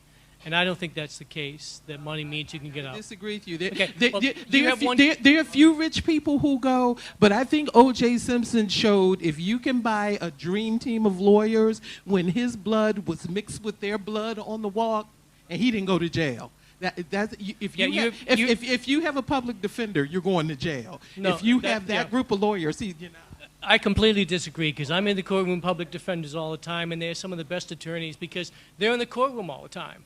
But I do agree that in the United States, if you have money, you're going to get a better defense. But that doesn't mean you're going to get off. Yeah, but it doesn't mean you're going to get off. And we put a lot of rich people in prison. Okay, but if we look at the statistics, I think we're going to see a whole lot more poor people in jail than rich people. And rich people even go to better jails. No, I'm sorry, you're wrong. They don't. I'm not, but okay. Well, I'm in the business. I don't think you are. I think though to the part on the empathy part, I mean, to me that's kind of I may have said, and I'm not trying to defend myself, but I may have said racism but I think of it as bias in general, and I agree entirely that it's I think a lack of empathy is probably a better way of saying it. But people that come in and they have no means of looking through the other person's eyes, and so what they do then is they'd make a lot of assumptions. Oh, this person, and I think Rose stepped out, but we have to keep going. they make the assumption, oh, probably drunk on cheap wine, probably this, probably that, the kinds of things that they would have seen on television or on shows. But, okay, Lexi says we have to move on. But one of the reasons that we also, unfortunately, Alex didn't get a chance to speak, was that not only were we talking about the jury system, but this play was written in the 1950s, and it was glaring, obviously, back then that there's prejudice all over the world for certain issues. And one of the things that is even happening now. And, we're just hoping that possibly Alex could just give a few points of how he actually, even today when he goes to the airport, things that happen to him because he's a man of dark skin. Hello? Yeah, so Alex is my alias, but I go by Emmanuel. I'm actually from Ghana in West Africa, and Myra and I met in Ghana during one of her talks in one of the American corners. But in any case, I've never had to deal with the fact that I'm a black person, I'm an African, until I think I came to this country. It wasn't that obvious to me. Of course, I was in a sea of black people, but it's been an interesting experience. I was in the U.S. last year for 9 weeks, and this year we went back for summer for, about a month. And every time the least favorite part of my trips is going through Indonesian airports. It's just, I can't even begin to tell you. But on one of our trips from Australia, that was when one of the ladies, I won't mention the name of the airline, told us at the desk that, if you are from Africa, you are automatically flagged. So you are subjected to secondary screening. On this summer trip, we stood at the desk for about an hour and 15 minutes when the airline officials were calling the U.S. immigration to verify if my U.S. visa was valid, was authentic. And it's been interesting for me because on so many levels, I've never understood it. We've been to a few countries in the region here. We've been to the Philippines. We've been to a few places, but it seemed particularly maybe not unique. I know skin color is a big deal in this part of the world, but you know, I can't begin to tell you the stories. There's just too many of them. You know, from a taxi driver telling me that I'm dirty because I'm a dark person, and that he will give me creams to, you know, lighten up so I'll be beautiful. So, you know, it's just a lot of it. But I sort of began to. It was interesting listening to, watching the play, particularly the one who played the character, the lady. It was interesting because she kept saying them, and they are born that way. And you know, here, for instance, every dark male that you see on the street is a Nigerian drug dealer, you know, a Nigerian drug dealer, and so, you know, I'm the Nigerian drug dealer. By the way, Ghana is about 3 countries next to, Nigeria, but they are totally different countries, different cultures. I mean, there are similarities all across the continent, but they are totally different countries. But even if, you know, let me just tell you this story. A few weeks, I don't know when this was, but there was a story that some pirates had been cut off the coast of Nigeria. One of them was Indonesian, and I was like, let me ask any Indonesian how they would feel like if they were thought of by, you know, any West African that's, you know, because one Indonesian was caught as a pirate, that, oh, they are all pirates. You know, it wouldn't be. You need to translate, yeah. Everybody keep forgetting, it's okay. Ini memperkenalkan, beliau adalah Alex dari Ghana, dari West Africa, dan berdasarkan pengalaman beliau mengatakan sebenarnya dia belum pernah mengalami atau berhadapan dengan isu rasial sampai akhirnya tiba dan tinggal di Indonesia dan di kawasan ini. Karena ya secara otomatis memang sebelumnya beliau tinggal di daerah yang memang dipenuhi dan mayoritas penduduknya itu adalah warga negara berkulit hitam. Tapi di Indonesia dia berhadapan dengan permasalahan besar untuk mengenai masalah rasial ini. Dan permasalahan terbesar itu adalah biasanya terjadi di bandara. Yang paling parah menurut pengalamannya itu adalah di bandara Indonesia. Belum lama ini ia melakukan perjalanan ingin bepergian ke Australia. Seorang petugas perempuan, petugas penerbangan yang bertugas di bandara menyatakan bahwa Pak Alex secara otomatis karena kulitnya hitam, maka secara otomatis dia akan mendapatkan flag dalam sistem informasi penerbangan. Jadi secara otomatis dia akan harus melalui pemeriksaan yang kedua, pemeriksaan lapis kedua. Jadi ketika dia berusaha untuk check-in masuk ke dalam untuk mengikuti penerbangan ini, dia harus menunggu selama kurang lebih 1,5 jam di meja check-in penerbangan untuk menunggu sampai petugas meja check-in ini bisa memanggil atasannya dan atasannya bisa memastikan bahwa visa Amerika yang ia miliki itu adalah visa yang valid. Dan memang lebih banyak lagi cerita-cerita lain berdasarkan pengalaman beliau yang menceritakan permasalahan-permasalahan seperti itu yang muncul karena warna kulitnya dan karena rasnya. Belum lagi termasuk cerita-cerita misalnya supir taksi yang menawarkan tawaran untuk membawa Pak Alex pergi ke salon-salon yang bisa memutihkan warna kulitnya supaya dia terlihat lebih cantik. Jadi masih banyak lagi cerita-cerita seperti itu yang dia alami, dan menarik sekali dalam drama tadi ada seorang karakter yang terus menggunakan istilah them, menggunakan istilah kata-kata menyebutkan terdakwa dengan mereka. Jadi menganggap dirinya sebagai satu kelompok dan anggota masyarakat dari kelompok lain itu sebagai seorang di luar mereka, sebagai seorang yang berbeda. Dan Pak Alex di Indonesia hanya berhubung karena warna kulitnya hitam, maka dia selalu otomatis dianggap sebagai pengedar narkoba dari Nigeria. Jadi hanya berhubung warna kulitnya sama, maka dia otomatis dianggap sebagai pengedar narkoba dari Nigeria. Tidak ada orang yang peduli bahwa Ghana itu sebenarnya negara yang berbeda dengan Nigeria, 3 negara terpisah jauhnya dari Nigeria.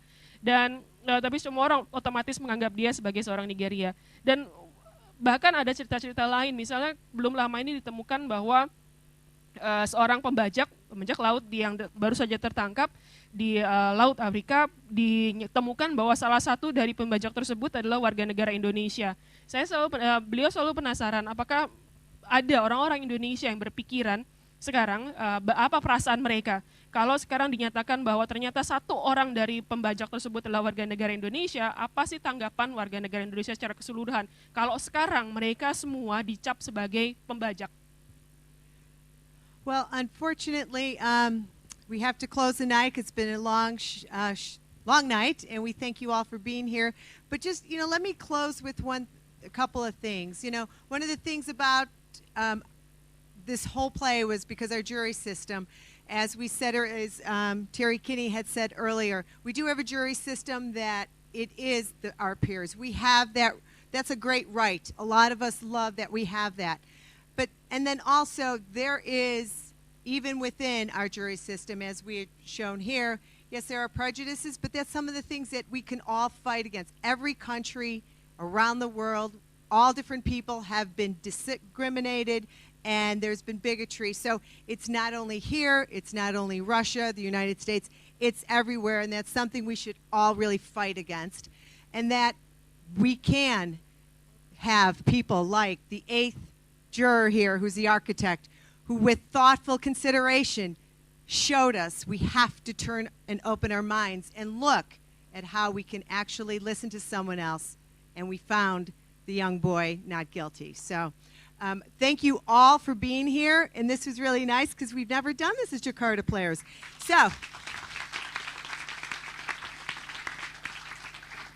So please tell your friends that if you enjoyed the show, we're actually doing it, as Danny had said earlier, on the 14th, 15th, and 16th at, somebody say it in Indonesian. Okay, which is, and we raise money for Habitat for Humanity. And we are a big group that does have other things going on, and we are a true community theater. We are half Indonesian and half crazy expats. So please join us. Thank you.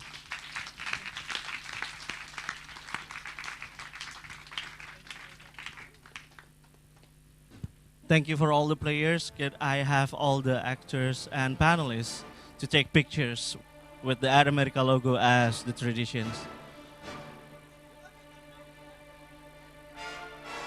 Yes, you do. Oke, terima kasih dan selamat malam kepada teman-teman yang sudah datang malam ini. Bisa cek website kita atamerica.or.id untuk event-event kita selanjutnya. Sedikit mengingatkan saja, besok ada stand up comedian. So if you